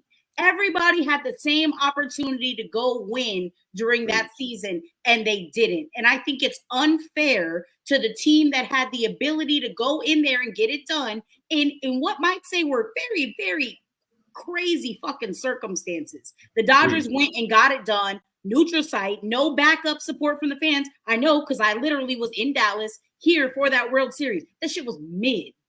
It was, but that's why, like, for me personally, yeah, it's not you can't take any championship away. But I do feel like fans and atmosphere is a big part of the playoffs. That's why I hate with the NBA. People say, "Oh, the bubble is the purest form of basketball." It's bullshit. Like, you had some great performances, people who you don't ever see do when there's actually people in the building. Now, with these other teams, were they favorites? Yes, they were favorites. But for me personally, yes, they're all their championship. LeBron doesn't have 3 rings. Mookie doesn't have 2 rings. They count. But I think we talked about this on summer sessions. Like the public perception matters, and these players know. And the public perception can't matter because, especially in a sport like baseball, right? So think about it. How Courtney said everybody had their own. They had their own shot. No excuse. I didn't have to play 162 games. Correct. We didn't have to travel crazy in the one sport that is to me, that's part of it. So taxing. No, to me, that's everybody's the freshest. Everybody's coming at the peak of their games. Injuries happen, but that shit is not like you don't get style points for how you win. You either win or you lose, and the Dodgers won. The Lakers won. You still got to go up there and line it up and compete. Like, you can't just be like, oh, the CEO from Chase Bank is in here and all these corporate seats are filled up, so this championship doesn't mean anything. That's right. TJ Warren averaged 30 in the bubble, man. I'm just not buying that bubble bullshit. That shit. I'm not buying it. And I think like if your team would have won, not you per se, but like generally speaking, but if your team would have won, would you be saying the same thing? Of course not. It's because people. I will never know. The Bulls will never win a championship again in my lifetime. So there's only this much vitriol for the Dodgers because people fucking hate the Dodgers. I can never shit on professional athletes that go out there and do their job, and like I that's just not me. Like that's whatever world this is of critiquing sports, whatever this world is of critiquing sports, and there's no fans or it's a Mickey Mouse. I can never critique or downplay somebody's greatness or a team's overall success because of the situation. We all went through a crazy fucking time in 2020. We've all lost people. We've all seen people have lost jobs. People have gone broke. People have been fucked up. And we still got the best athletes in the world to play. We were able to be blessed to see that. And a couple teams won, like I'll never hold it against people. Like and at the end of the day, if some of these athletes are saying it was tougher than playing in regular stadiums, then who am I to say it? Like, I fucking work in an office in a cubicle. Like, I'm not going to sit here and downplay with somebody else who's fucking built their whole life to train and hoop, I hear what you're saying. I disagree 100%. But I hear what you're saying. But not only did you have to have the physical discipline, though, Scott, you also had to have the discipline to not fucking stray and get your ass into trouble. Like, remember Zach fucking Plesac? His dumb ass breaking COVID protocols and trying to go out and hit the club. Who was the one dude? Josh Primo was the one hitting shorties, wasn't it? No, it was somebody else in the bubble that was hitting one of the maids over, and they had to kick him out. Buddy from the Rockets. Yeah, it took a lot of discipline to win in that season. So it's no matter who, the Astros could have fucking won, the Yankees could have won, and I still would be saying the same thing. It takes a lot of discipline to win. Bang was in the green room. Like he says, "I would have said, yeah, you gotta do it again." I'm sorry. It might be an unfair meathead take. I will stand on that meathead take. All championships aren't created equal. I feel that even perception-wise, does anybody outside of Houston care about the Houston Rockets championships from 94 to 95? No. Nobody outside of Houston cares about them championships. But let's be real. Don't nobody give a fuck about the Denver Nuggets championships when fans were there. Don't nobody give a fuck about the Milwaukee Bucks championships. We really don't care about championships unless the players on that team are highly regarded and like superstars. We care about this Dodgers chip because Mookie. We care about it because Otani got a ring. Yeah, you know? but now people are even trying to hit the Dodgers with the No, but that's what I mean. Yeah, people don't care because those are small market teams. But there's a lot of people out there who say, I'm not one of them. There's some people out there say, oh, Michael Jordan was playing, they went 8 in a row. There's always going to be that if when it comes to those. And that's just why I feel like this conversation, I feel as more times pass, more people going to care less and less. I think 4 years, I think people disrespect those championships now more than they did 4 years ago. And that's just how I feel like that's and the players know that. And that's why they felt like, oh, we won this. You know, this is not to say they're gonna say it's a real championship, but there's a difference, and the players know that's a difference, and that's why they reacted differently to that. So, but we can respond to that all day. Good conversation, by the way. Let's move on to the loser side, the New York Yankees. I have no problem with the New York Yankees. I do have a problem with New York sports fans. I do. Fuck the Yankees. I have no problem with the Yankees. I have a problem with only problem I got with the Yankees is the one chain, cut your hair off, like real business suit way they run. I don't like that. But a couple things I got to say to Yankee fans. One, I have too many New York friends, and I don't like to see them happy on the sports side. But Yankee fans got to listen to me when I say this. Back in the day is over. There's 2 favorite quotes when it comes to back in the day that I like. One was Slim Charles told Bodie, the thing about the old days, they the old days. And when Tony Soprano told, I think it was Paulie, remember when is the lowest form of conversation. Look, man, this is not the 90s anymore. This is not the early 2000s anymore. The Yankees are not the Yankees anymore. Hey, the Dodgers are actually the closest you put the Astros. You know what I'm saying? That's like what an organization looks like. The Yankees ain't won a championship in 15 years. Not only have they not won a championship in 15 years, they ain't been dominant in 24. If you're under 30, you don't really remember the Yankees being the evil empire.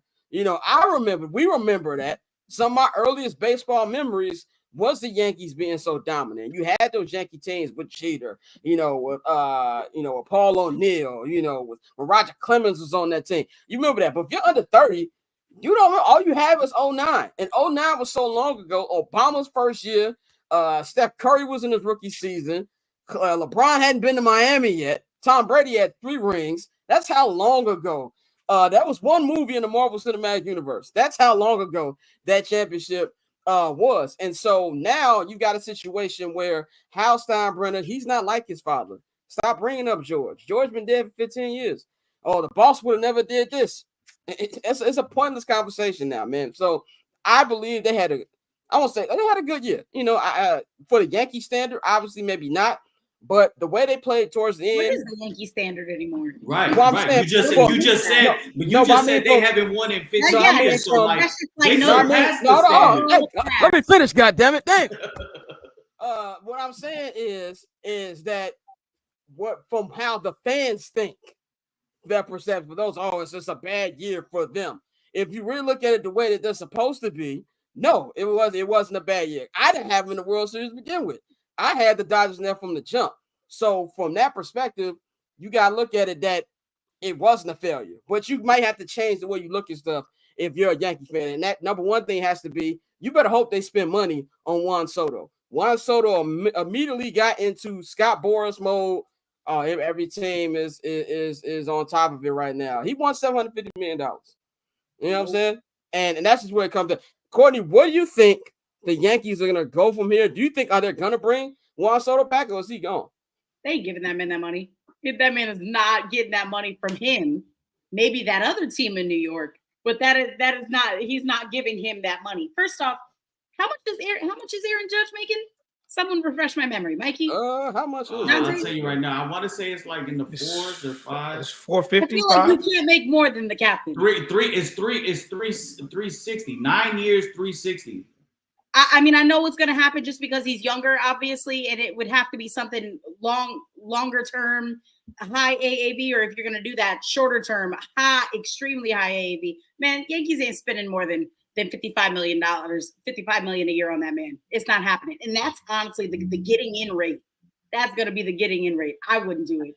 But good luck to him. I hope he gets every penny. You said you wouldn't pay Juan Soto? No. Why? Not if I'm the Yankees.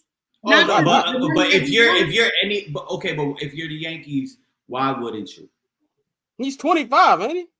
Yeah, he's a baby. I give him a blank check.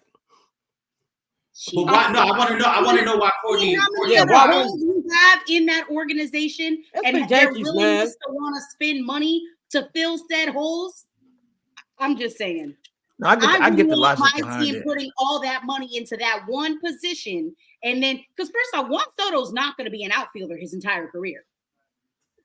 Yeah, but he got 5 more years of him being an outfielder, and then he can transition to the Shohei Ohtani thing. Dude, let me ask you this: with the Yankees already having such a tough and difficult time wanting to give out money. I wouldn't want, as a fan, my organization giving that man the kind of money that he's warranting, because I know it's going to make up, and that's going to be the excuse moving forward about why they don't spend money. Okay, I get what you're saying, but no. That's right. The counter to that, Courtney, is these Yankee fans just saw their pride and joy.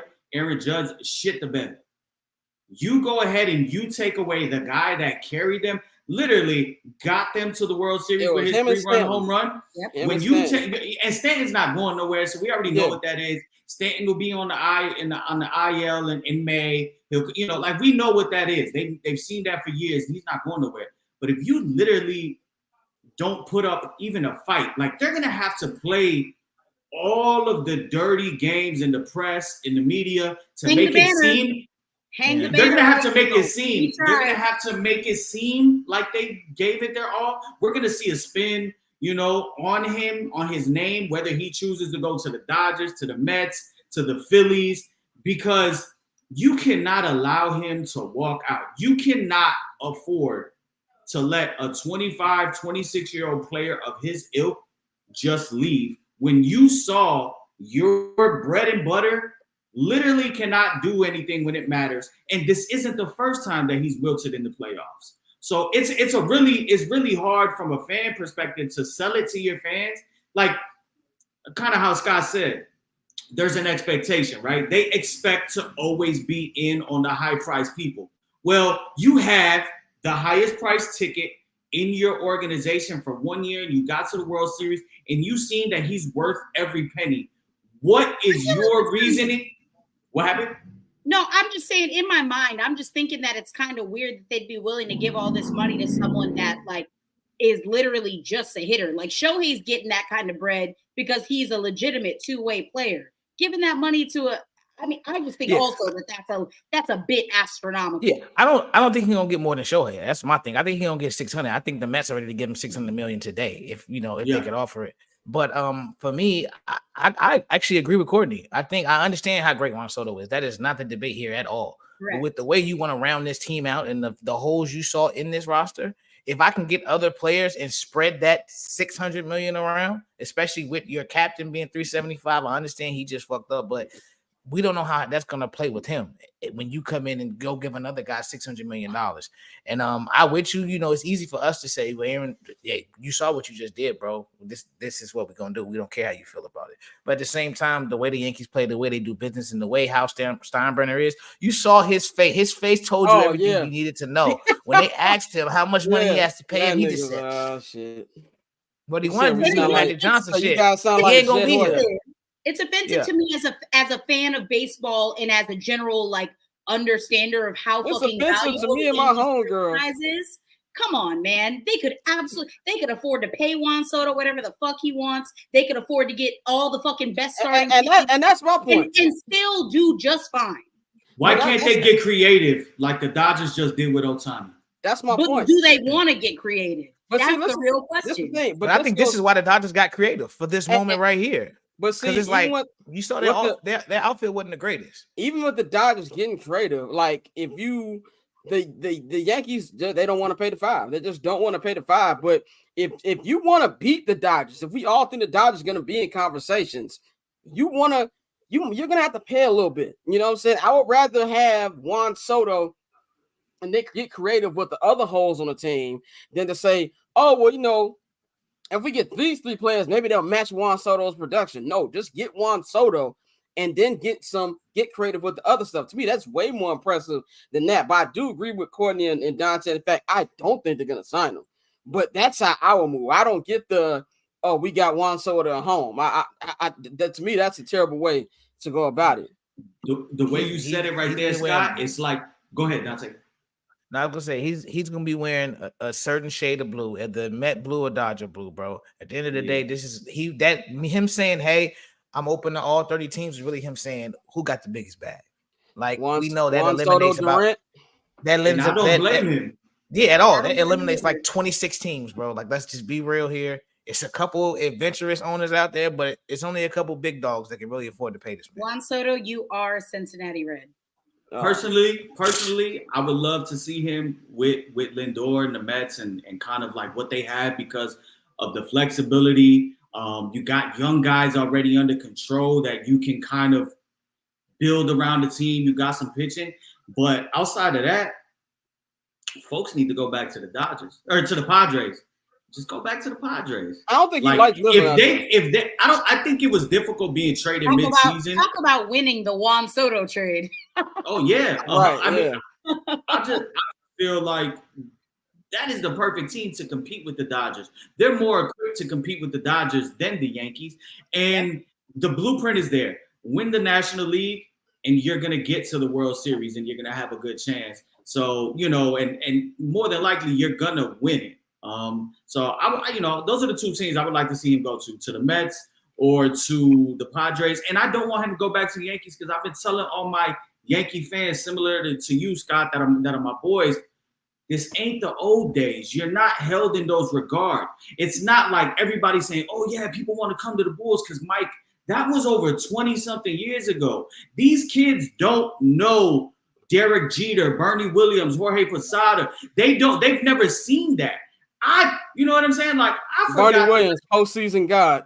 They don't know Hideki Matsui. They don't know these guys. They grew up seeing, and you think about it from, if you were born in 2007, 2008, as we're getting up there, they know the Astros. They know the Dodgers. Shit, they know the Red Sox. They don't know the Yankees like that. So I don't think they're in that light anymore. But if you're the Yankees, you need to find a way to get back in there, and that you can't do that without Juan Soto. I'll say this: there's 2 things, and then I know Ben. I don't know if you have something to say, but there's 2 things. One, that 2004 ALCS kind of really changed the perceptions of both organizations, which is very, very crazy. And number 2, Yankee fans, you're not there yet, but you're very, very close to being like Cowboys and Bulls fans. You're very close. When you keep talking about the glory days, you're very close to that. Bang, I know you said, in the words of future Rikers Island inmate Sean Diddy Combs, I don't want the car to look like the Phantom. I want the Phantom. Yeah, because I heard, I don't know if it was Mikey or Courtney that had mentioned that you could use that money to get like multiple. Nah, man, I remember when dude got called up in D.C. and they was going crazy. Like you knew that you had the next Mickey Mantle on your team as long as Buddy ass don't get hurt. So to see what he's done for at least 2 franchises right now, bringing titles to 2 franchises and shit, man, you got to pay the $5. You got to pay the $5 because, like Scott said, you're running dangerously close to remember the days. You're dangerously close to Benny Siegel and Eve rapping on the damn banister. Right. You're dangerously close to track 5 on the reason. Right. Don't get me wrong. It's good to have Judge and Giancarlo and stuff, but you gonna need that boy to not only Michael bring Stanton from Sherman Oaks. Right, Giancarlo. But nah, you're gonna need that boy, and you're gonna need somebody that's just gonna be around for years. Also got to remember, I know in baseball terms, they ain't necessarily the oldest, but when you got somebody that's still in their mid-20s, You need a face of the franchise, and that's the person that's going to be the face of the franchise. When you pay him $700 plus, that man is going to be the face of your franchise for years to come. You're going to need somebody like that. So if the Yankees don't do it, hey, the Mets going to go ahead and pay the $5. Oh, 100%. Bobby Axelrod gonna pay that $5 for the Mets. But anyway, that concludes our baseball. Look at me having talk. something credible to say about baseball. Hey, Be proud. Two baseball bang Be takes proud of today, me, man. Definitely proud of you. Let's get into some NFL. Week 9. We ain't gonna spend too much on top. I think I'm really the only one who, I don't know, Ben, if you got some on the Texans, but I said a couple weeks ago, when the Texans. Oh no, I do. Okay, cool. I think the Texans were playing the Packers, and we know the two NFC North teams they played so far. Have they played all the NFC North teams yet? They played the Vikings yet? Yeah, I think they did play the Vikings. But who, the Texans? Yeah, they lost like 30-7 or 10. Okay, yeah, that's what it was. They have a good NFC North teams have a good way to defend CJ. But now I'm starting to think that maybe they're not defending him. The CJ just having a down year.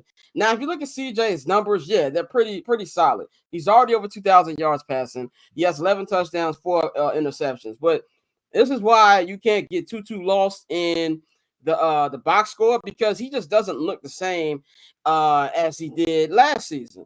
And this is not to say that he's been bad. I don't think the CJ's been bad this year, but it's something missing. And the offense looked discombobulated. There's a lot of fans out there who is Bobby Slow. He needs to be the next hot offensive coordinator.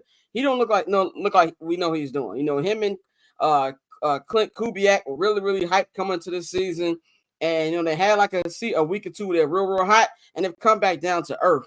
And I said this a couple weeks ago on Trillburger Twitter. Michael Watts Twitter really came in my head when I said this, that maybe this is why it's a little bit of a sophomore slump, because think about grading quarterbacks, and that's going to go into our next topic with Anthony Richardson. It takes a long time outside of maybe the Mahomes, where you know for real what kind of guy this is. And that's not saying that CJ is going to continue to slide back. I think CJ is going to be fine, but I do believe this is something where maybe it was too early for a lot of people. And Bang, you said this last week about Pat, but that was extreme. But I get what you were getting at, that we shouldn't be crowning niggas so quickly. He's not in the Pat, Lamar, Allen, Burrow tier yet. You know what I'm saying? And that's why I feel like it's missing from this team. And it's going a little bit under the radar, because that performance they had last night against the Jets was terrible. And this is the Jets defense that they've been okay, but he definitely should have had a way better game than that one. Man, you got to take on the Texans? Yeah, and let me reiterate what I said about the Pat thing so people can understand. Pat is the greatest quarterback that I've ever seen play at this point when it comes to talent and all of that. What I'm saying is what if Pat's career ended, right?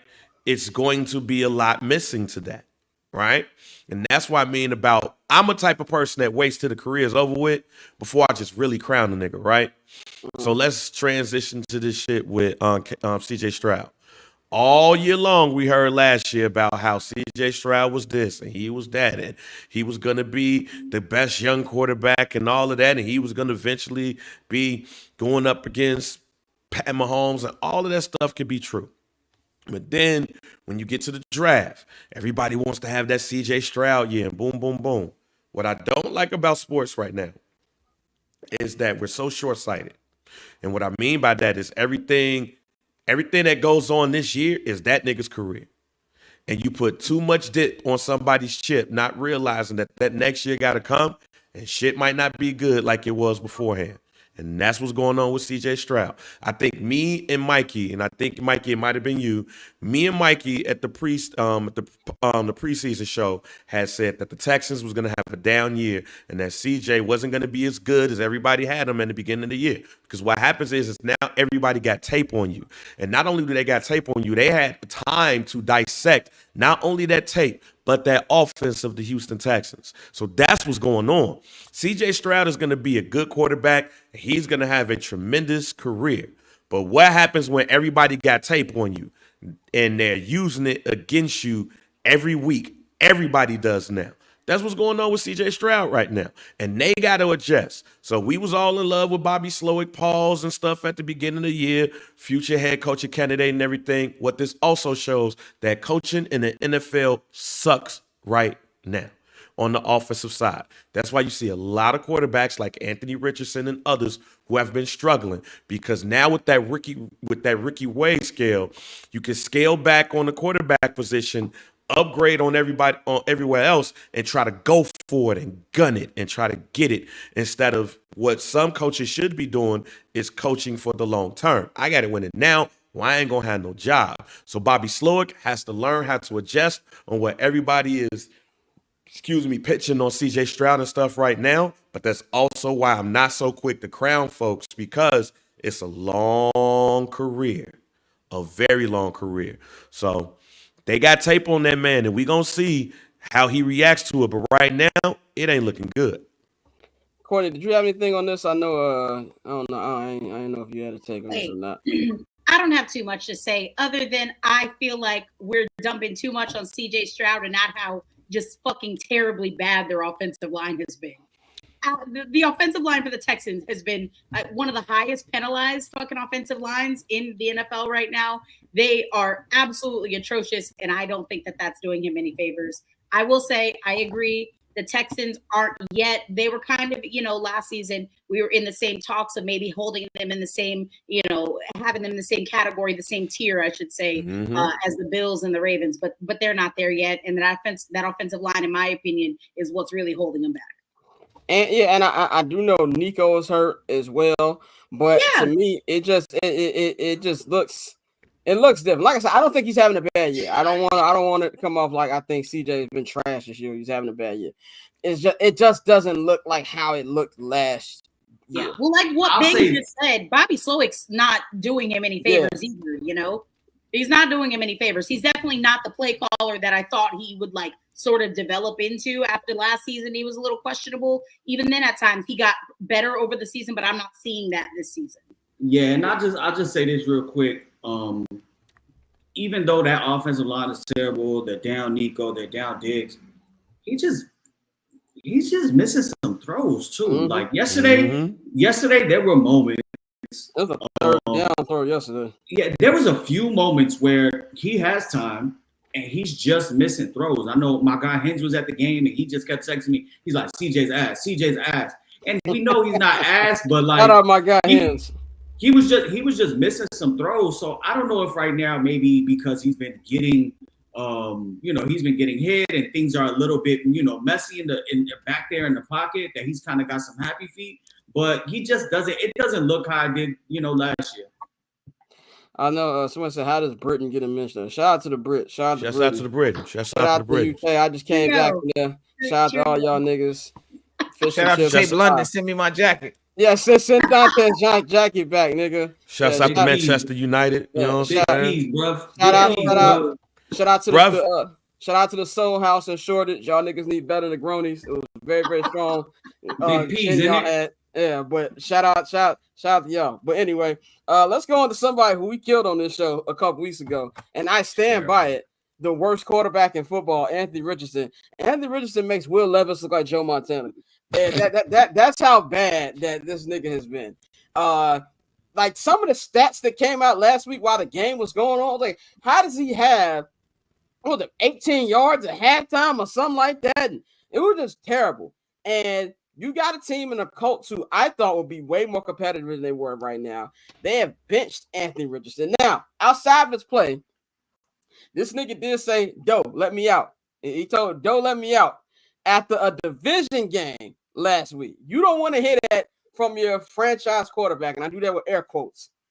And now he's done for the rest of the year, just in time for Sunday Night Football, because that game's going to be trash regardless. But I'd much rather see Joe Flacco play than I would Anthony Richardson right now. I still think he's still going to get killed against that Brian Flores defense, but whatever. He's benched for the year. This is the second time we've seen a top 3 pick or a top 3 drafted quarterback be benched. We saw Bryce Young earlier. And, we could talk about development, and I will agree with that majority of the time when it comes to this. But it just sounds like me, Dante, everybody on this show said, outside of Courtney, The nigga just bad. He just bad. I don't know. It's not a development issue. He shouldn't be playing. He should still be in Florida. Now, I understand the situation. People got families to feed. And if you have an opportunity to be the third quarterback drafted, you're going to take it. But if there's anybody who should be getting killed for this is once again Chris Ballard. I had a comment about Chris Ballard. This isn't. I'll put that in the chat. I can't say that out there, but this is a nasty nigga. But anyway, Chris Ballard needs, and I mean that literally. But Chris Ballard and all these quarterbacks he keep getting ever since Andrew Luck hit him with the deuces. Why aren't we talking more about his job? Because you blow a pick like this. Because the owner crackhead. The owner is a crackhead. That's right. Ursay is just about to say. So that's a big thing here. But Dante, I know you on the same wavelength as me with him just being trash. What do you think about him being benched for the rest of the year? Yeah, and it's my thing. Like, I know we keep saying he trash. The thing is, you knew this when you drafted him. Like, the thing about Anthony Richardson is, like, they were like, yeah, if you take him high, he's still a project. And so this goes back to what we've been talking about for the past couple of weeks. Is the coaching. It's like, yeah, you took him at what? He was the fourth pick, right? Fifth. Well, fifth. I think it was. He was the fifth. He was fifth pick. He was the third quarterback taken. Yes, but at the same time, if you know your team isn't just a quarterback away from winning a Super Bowl, and you know this guy was a project at Florida, you saw his issues at Florida. Everybody who watched him told you this was going to happen. I have no clue why you would just try to baptize him by fire. And we've stuck with that mentality for the sake of they're on a rookie contract. We can just bolster the team around him and let him work out the kinks. And it's like, no, like with everybody, it don't work like that. And that's why, as the season goes on, the Falcons look better for drafting Michael Penix Jr. because whenever Kurt is done, he's going to be able to step right in. I know people are going to talk about his age, but I don't give a damn about that because at the end of the day, if he gives you 7-8 good years, do you care? You could just repeat the process. You draft somebody else and, develop him. So I think with Anthony, it was actually unfortunate. I know I fried him, but you knew he was a project and you still didn't do the necessary things to coach him up. The tapping out in the middle of a game is insane from a starting quarterback. This is not college football. That's not something you see quarterbacks do unless they're hurt. So that was crazy. So clearly it's not just his ability, it's his conditioning, it's everything. And so with that being said, I don't do him like Bryce Young when you bring him back in a couple weeks and see what he can do. That nigga. No, sit him and work. Let him work. Let him get his QB coaches in there. They do their thing, and you really go in and you, as Courtney said, if you could fix him, fix him. Courtney, you said you could fix him. Do you believe that still, or you just he stinks now? You were on mute. Yes, sorry about that. Yes, I still believe that. But again, I also think it's more indicative of a larger problem that exists with the NFL, and that's expecting these dudes to perform right after college, and and there's no real adjustment period. And then as soon as he gets back, it's I don't want to play with you anymore. And so it's like damn. It's crazy. I know NFL stands for not for long, but damn, man. 10 fucking games. Can we get damn. Yeah. But in the Colts defense, brother Anthony Richardson, you're not doing yourself any favors. Tapping the helmet because you're tired. Nigga, you don't get the luxury of being able to be tired. Yeah. You don't have that luxury. If he were a forward spiral to get tired, then he'd have that luxury. But brother, you can't do that in your position from where you are. Just all bad all around. He pulled the NFL version of no mas, and you just can't do that. And he's young, but you got grown ass men on that roster. That shit does not fly. And they're 4-4, right on the bubble of getting a wild card berth. They might actually be in their division.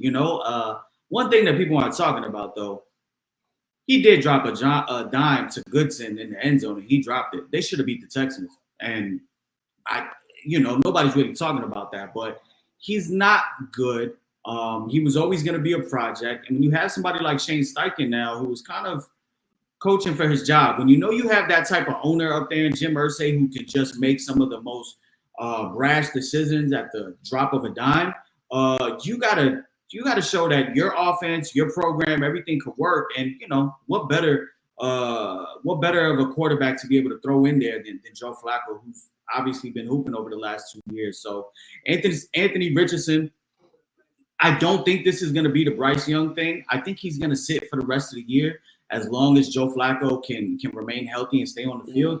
And they're just going to have to work with him. And, this is going to be a teaching lesson. What he pulled last week is, similar to what, Tyreek Stevenson did, against the Commanders. It was just something that you do not do.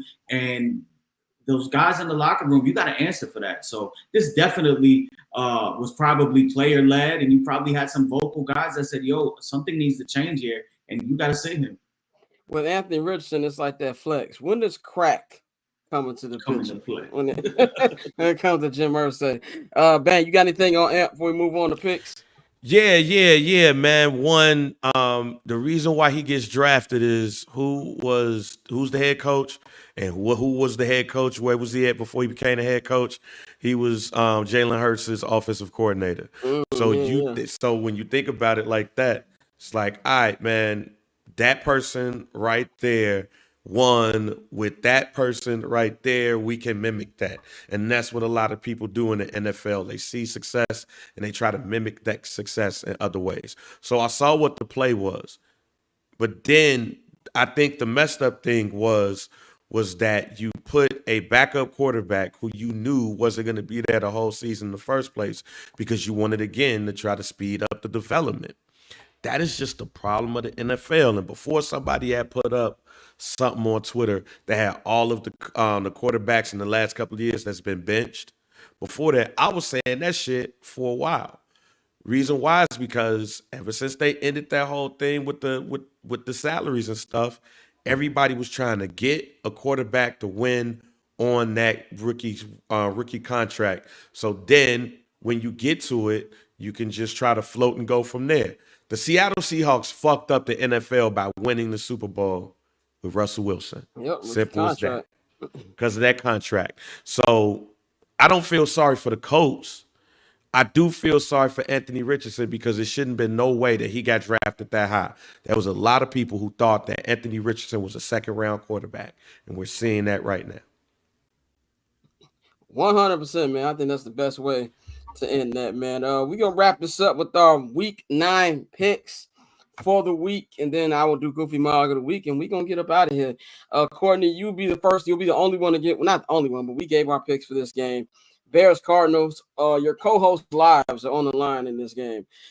Which way do you see this one going? Well, shit. I mean, that feels like you're putting a lot of pressure on me. No, not really. The pressure's on the Bears. I don't need y'all dumping the toaster in the bathtub on Sunday.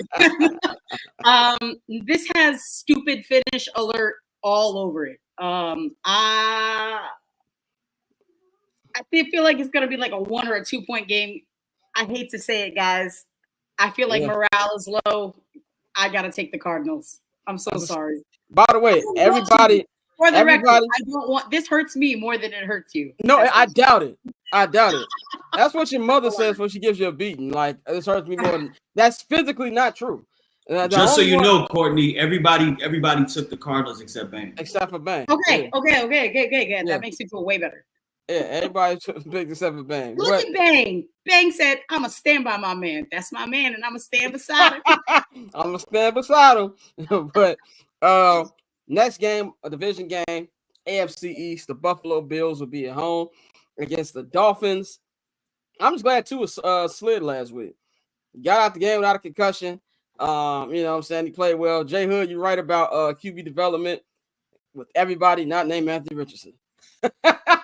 some niggas just bad. He one of them. What did Dante say when he threw that ball up to the ceiling at his pro day? You should have put the clipboard down right there. You should have saved all your time. But Bills, Dolphins. Shouts out to Cal Bowler. Shouts out to Cal Bowler. Shouts out to Cal Bowler. Remember when the Ravens had a QB problem? Yeah. Before Aaron McNair came? You know what I'm saying? Like, and then of course Lamar obviously has changed the trajectory of quarterbacks over there. But I remember when them niggas was bad at quarterbacks too. But Bills, Dolphins stink, bro. I'm just glad. I just hope that Tua goes through the year while his head getting taken off. The Bills, I feel like, are really starting to click. And Josh Allen is an MVP candidate. I'm going with the Bills in this one. And by the way, we're gonna go Mikey, Courtney, Dante Bank. Yeah, give me the Bills. Josh Allen 11-2 versus the Dolphins in his career. They're playing up there in Buffalo. I just think they got too much for the Dolphins. Yeah, it's the rivalry game. That's not really a rivalry game. Give me the Bills. Buffalo. No one circles the wagons like the Buffalo Bills. All right. This next game, Ravens coming off of, I don't call it, I mean, it was bad loss, but it was also division. So I guess if I'm giving them any pass, it'd be that because the division game was stupid. But you also lost to a one-win team. But they got to bounce back against this Denver Broncos team who is, I'll call them sneaky good because I don't really think they're good yet. They're sneaky good. Bo Nix hasn't been trash. But Ravens, Broncos, I think it's going to be a close game because that Ravens defense stinks. And shout out our guy Tosin, who always usually fills in when somebody's out. But I told that man in the summer, Eddie Jackson stinks now, and we have seen that each week. I think the Ravens going to win, but this is going to be a close game. I think they win in a very, very close game against the Broncos. Go ahead, Mikey. Give me Bo Nix has been playing well. That defense has been playing well, but I like the Ravens to get right in this one. By God, do you hear that, guys? That's Bo Nix's music. Oh God, Bo Nix's music.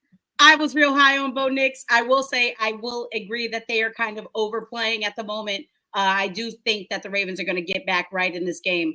But the Broncos are looking real nice, especially that defense. But give me the Ravens. Yeah, I'm gonna go Ravens. I still think Lamar Jackson. I know I picked right now. I had golf as MVP. Lamar is continuing to make a strong case for another one. I think they get it done this week. I'm gonna take the Broncos in the upset, man. That defense is just that good. Yeah. You did what I was too afraid to do. Yeah, that defense is just that good, and Baltimore's is not. So I'm gonna go with the Broncos on this one. When the last time we could say the Ravens defense stinks? I feel like it's been a long time. Never. Like the Ravens up there with the Bears, where you rarely say the defense stinks. It just don't happen. Browns Chargers. The thing about Jameis Winston, this is something that Dante's always said. Like the highs are real high with J-Mo, the lows are real low. I don't really know what to think about this Chargers team yet. I think they're decent, but I feel like that the Browns feel a lot better post Freaky Sean era. I think the Browns gonna win. I think this is gonna be a shootout though. I'm gonna give the Browns the edge at the crib. I think Jameis gonna have like 3 touchdowns. I think he's gonna throw about 2 picks, but I think it's gonna be enough to get the dub. I think the Browns win 2 in a row. Yeah, I'm gonna take the Browns, and shout out to Nick Chubb for coming back, man. I think that's a vital piece of their offense. I think this game is actually gonna be really low scoring. I think this game is gonna mirror that Chargers Cardinals Monday night game where you really only had like 1 touchdown towards the end. But give me the Browns with the home field advantage and the ability to run the ball to match what Harbaugh's going to do. This is going to be a really low scoring game. Yeah, I got one more game believing in Jameis before that bozo gene. Right, exactly. Kicks back about 2 to 3 games before it fully kicks in. Correct. Yeah. So yeah, I'm gonna take the Browns in this game, but not because I want to. All right. Yeah, I'm gonna go with the Browns, my boy J-Mo. I think the Chargers, like I said, Harbaugh, I like what he's building, but they still need more pieces. And I think J-Mo's gonna stay hot this week and get it done. Boy, that defense is gonna start playing for the Browns like they ain't played all season long. Hey, underrated stat, if I remember correctly, Winston didn't throw an interception. It's some that got drops. Yeah. They dropped some. Yeah. But he ain't get one. So I think the defense is going to be hyped, man, and the Browns is going to win this game. Panthers, this is a disgusting game. Panthers Saints. The Saints be getting slutted out after the hot start. But nigga, if you can't win, this is the homecoming game. If you can't win this, then I don't know what to tell you. I got Saints winning this one. Alvin Kamara, they'll be able to get it done. It don't even matter who quarterback. Is it still Spencer Rattler? Like Derek Carr is going to be playing. Derek Carr's back. Right in time for the election year Carr. Let me go ahead and take them all 4 TDs. Right, exactly. I'm gonna take the Saints in this one. Yeah, give me the Saints. Yeah, give me the Saints in the ultimate mid-off. I'm gonna go with the Panthers. Oh my God! I knew you would. You're such a hater. Well, I'm anti y'all niggas too. I'm going with the Panthers on this one as well. Like, y'all ain't gonna leave me on the Bears Island by myself. Oh man, this next one, Bengals Raiders. I think this is gonna be a stupid game too, just because the Raiders are like in every game, and they just do something dumb enough at the end to lose. And this Bengals defense is that bad to let them win the game. I got the Raiders. Winning this. I was very high on the Bengals coming to this year. I had Joe Burrow being MVP this year. I don't believe it's Joe Burrow's fault that they stink, but I'm going Raiders in this one. I think Raiders find a way to get it done. Scott, is it crack? give me the Bengals, man. Give me the Bengals. I know T. Higgins won't play, but they still have more than enough. Expect a big game out of Jamar Chase, Gesicki, and use those 2 running backs, Zach Moss and Chase Brown. This is the homecoming game for them, especially after getting absolutely smacked in the 4th quarter last week against the Eagles. Yeah, give me Cincy. Cincinnati all day.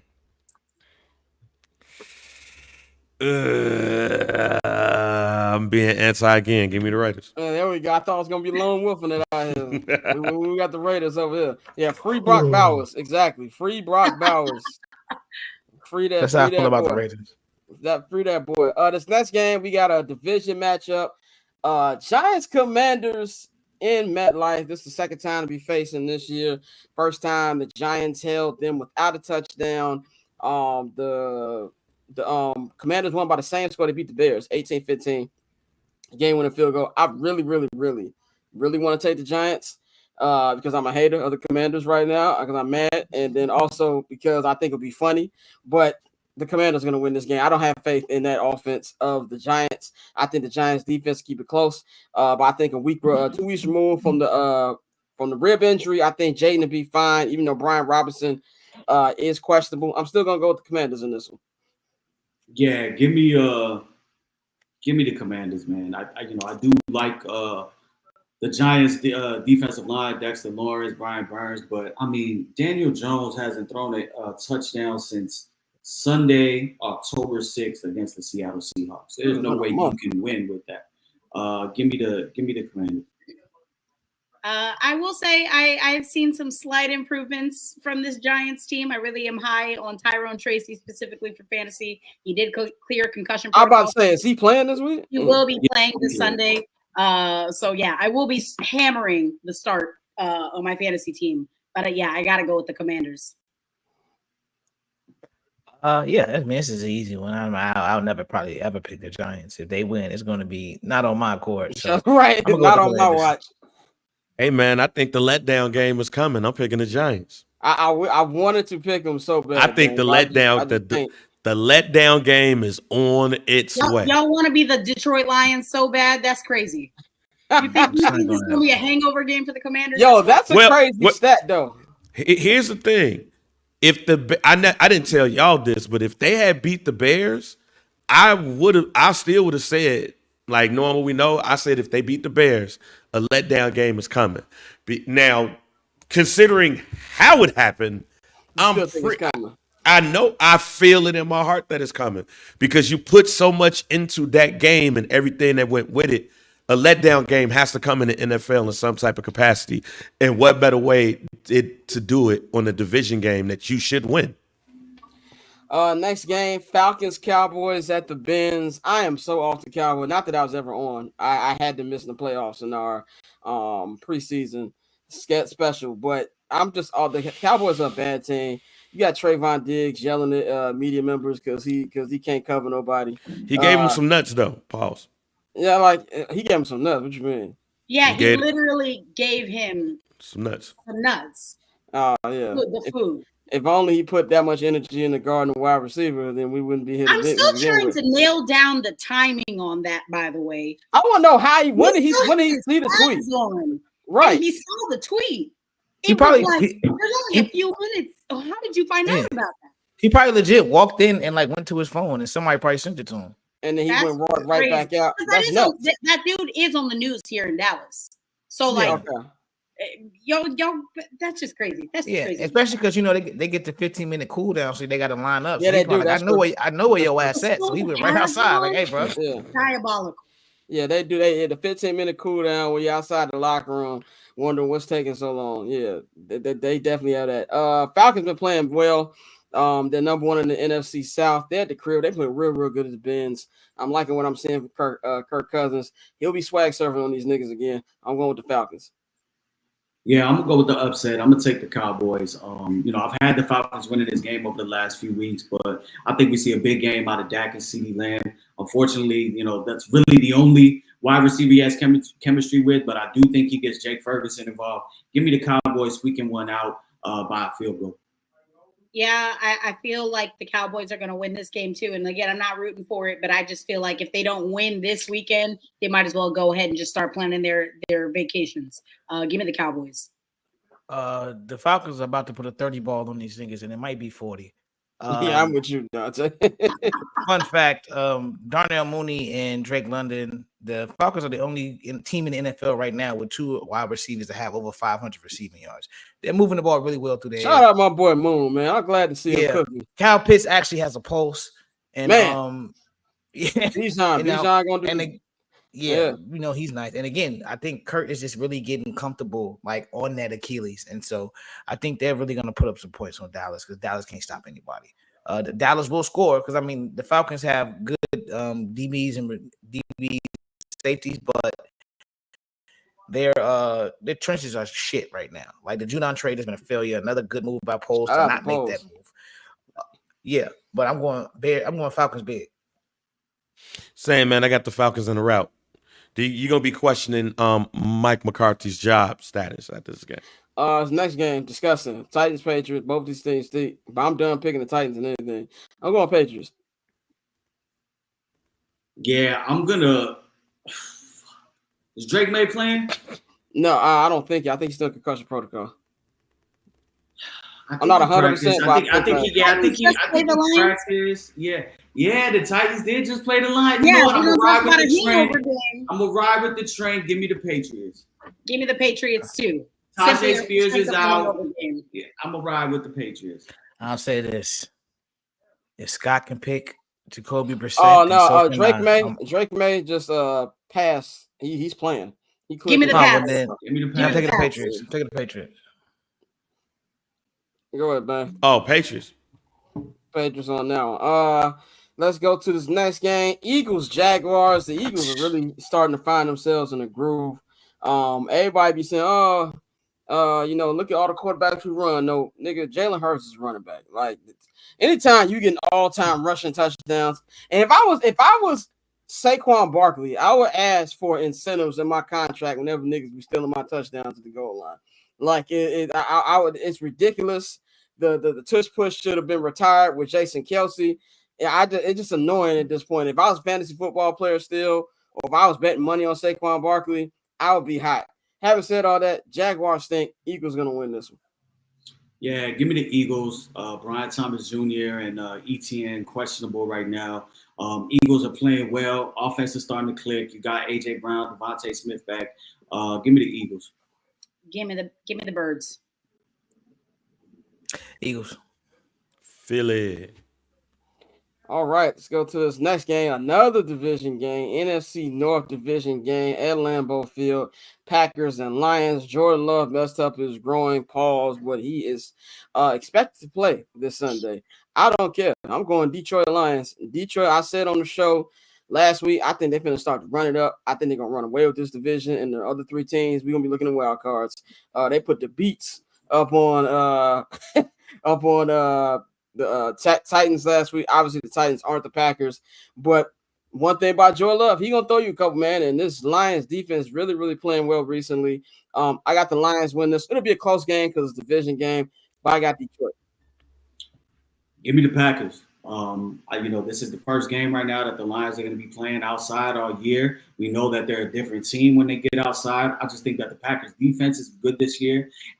We're expecting some weather. I think it's going to be like 80% rain for this game. So I'm just going to ride with the home team in this one. I think that they find a way. I think Jaden Reed and Romeo Dobbs can have a big day against that Lions secondary. Give me the upset with the Packers. As much as I would love a Packers loss, I got them. Yeah, give me the Packers. I need a big day from Josh Jacobs. Give me the Packers. I think Jared Goff is gonna put the buffs on, put these niggas out there measuring with the Lions. Go ahead, say it. Oh, yep. I'm going with the Lions on this one. I just don't know. The only reason why is Jordan Love. I don't know how healthy Jordan Love is really going to be with that groin. So I don't trust the running game and Malik Willis to hold them down if Jordan Love can't make it through. All right, another division game. You got a couple division games this week, man. Seahawks, Rams. Rams have won a couple in a row. Seahawks, they've been playing pretty solid, man. This is in Seattle. I think this is going to be a very, very high scoring game. But Puka Nacua has another injury. Puka. It's not Cooper. Puka Nacua got another injury, so he's not expected to play this week. I'm going to Seahawks in this one, in very, very close game. Give me Hawks by a field goal this week. Yeah, give me the Rams. Kyron Williams. I think they actually said that Puka Nacua probably is going to give it a go. Oh, he's going to give it a go? Okay. Yeah. Sean McVay said that he wouldn't count him out. DK Metcalf out. Noah Fant out for the Seahawks. Give me the Rams. Yeah, this is one of those. I'm going to go like turn over on the couch and go to sleep. But give me the Rams. That one has stupid finish alert. Also has stupid finish alert all over it. Yeah. I'm not looking forward to this game, but I'm gonna go with Rams. Well, the good thing is the Bears are gonna be playing during this time, so you know. Oh, wait. Someone said the barber's chair jinx. What is this? So B-Dot is a Packer fan. Whenever somebody picks the Packers, he says that we jinx the Packers, which I have no problem doing. Chill, I picked y'all last week, and I think the last 2 weeks. Yeah, you did. Man, who you going? Man, I'm going to take the Rams in this game. 2 more games, 2 primetime games, Sunday Night Football, Minnesota. They ain't been playing well recently. I think they didn't drop like 2 in a row. Playing Indianapolis Colts. Joe Flacco will be starting. I know I'm going to contradict myself because I said that, you know, Joe Flacco being out there, he's going to have a rough time against this defense. I'm still picking the Colts. I think that the Vikings are coming back down to earth. I think that the Colts, there's going to be a lot more energy knowing they got somebody who can actually throw to them. And I think that each week we're seeing more and more that Sam Darnold is still Sam Darnold. I'm going to go Colts with a road upset. Man, I would love that as a Bears fan, but I'm going to be taking the Vikings. TJ Hockenson coming back, Jordan Addison, Justin Jefferson. I think that they put on the show offensively. Where is this game? In Minnesota. Give me Minnesota. Give me Minnesota. That home field is crazy. It's the SoFi of the Midwest. That stadium is dope. Minnesota. It's an amazing stadium. We shit on Minneapolis a lot, but it is a decent city. I got the Vikings. I think the Colts at this point should damn near. I don't like seeing them play football. I really don't. I just don't like watching them play. I think the Vikings in the blowout. You know what I hate more? My bad. You know what I hate more about the Colts when the Colts win and then Zaire Franklin goes on his podcast and talk about he's Brian Urlacher. Like that. That's what would be pissing me off more than anything. But go ahead, man. Hey, man, the Chicago GDs, a.k.a. the Minnesota Vikings. The Chicago GDs. Yeah, the skull chance is crazy. When I went there for Monday Night Football, when I did the game last, I'm like, dang, this wasn't a division rival. Right, I'm like, this wasn't a division rival. This be hard. But, yeah, it's a great atmosphere. Great field. Final game, Monday Night Football, the 7-0, 2-time defending Super Bowl champion Kansas City Chiefs will be at home. They'll be facing Tampa Bay Buccaneers. It's November in Kansas City. Somehow these niggas find a way to win every week. Baker Mayfield is out there throwing to Wendell Carter Jr. I don't know who they got a wide receiver anymore. I think the Chiefs are going to win this one. Yeah, it's tough because it's almost a 3-score spread for the Chiefs, but the Bucs have played tough. They found a way to hang in with the Ravens, even though they lost their guys, but I think it's too much. I think the Chiefs have a point to prove. I think a week of D-Hop being there, Kareem Hunt is looking great. Give me the Chiefs. Yep, give me the Chiefs, and I don't think it'll be particularly close. Yeah, it's D-Hop playing, right? Yeah. Yeah, I mean that wouldn't have mattered either way, but yeah, I'm going with the Yeah, it Chiefs. really I just wouldn't think have. it'll be a little more comfortable. 14, 17 points. D-Hop gonna get him 2 touchdowns this game. Got the Chiefs. All right, that concludes our week 9 preview. We're gonna wrap this up with my goofy mog of the week. This ain't gonna take long whatsoever. My goofy mog of the week. I'm giving it to media members who gassed up that idiot who tried to rip Mookie's hand off in the end zone in game 4. It was. Yes, I'm talking to you, Jesse Rogers. Yes, I'm talking to you, Barstool. We gotta stop making idiot fans praising him up, lifting him up. By the way, only happens with white fans. He was not a hero for trying to help his team. You're an idiot, and you shouldn't be able to be at the games anymore. You shouldn't be and like, who even wants to hear an interview? I feel like this is just outside of sports. When you got mediocre white people who do stuff and they get praised for it. Why does Hawk Tua have a podcast? I don't know. It's stuff like that when you have a little viral moment and it's like, hey, let's hear what this person has to say. We don't care. And I was nothing pleased me more than when the Dodgers closed it out, and it was like 30 minutes after Barstool tweeted out the interview don't want to miss. In the words of Charles Barkley, take that shit out the windows. Not gonna need it tonight, nigga. Like, so enough of the praising of these idiot fans or influencers or content creators who don't have any type of talent. Enough of it. So that's what I'm giving my goofy mog of the week, man. So that's all we got for this edition of I'm Not Gonna Hold You. Shorter version that we have on Fridays. We'll be back on Monday. I know Mikey, you won't be with us next week, but we'll be me, Dante, Bang, Courtney be here. Big week next week. Go to the polls. Go vote, man. On Tuesday. I don't know why I thought it was on Monday. So I thought we weren't gonna have no show on Monday, but it's on Tuesday. Yeah, man. So I feel like Magic Johnson. On Monday? My 30th birthday? Oh, I forgot. Yeah. You're not gonna be here. That's right. Courtney's gonna be. She put a PTO in ahead of time. Oh, you turning 30. Oh, little baby. I am traveling down to Baton Rouge to go watch some Alabama football. Okay. Yeah. Check out the vibe. So I will be on PTO next week. Happy birthday to you. Thank you, babe. Welcome to 30. Wow. There's been gay. I'm not there yet. I got one more weekend to party and drink like I'm in my 20s, and then I gotta get my shit right and max out my 401k and all that. All right, we gonna see. Your body gonna tell you when it's time to turn 30. When them hangovers last a full business day. Don't worry, my back is hurting right hit now.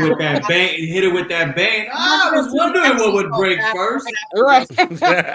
I got drunk on Sunday, boy. I was hungover till Tuesday, nigga. Like, when you're in your 30s, hangovers are not fun, bro.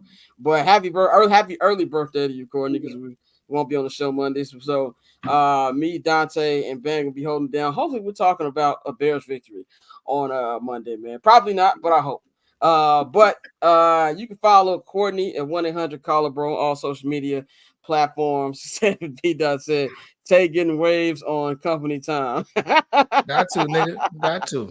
I told my boss and said I'm gonna start wearing my do-rag to work and say it's for religious reasons. That's I want somebody to try me. Fuck you. That is hilarious.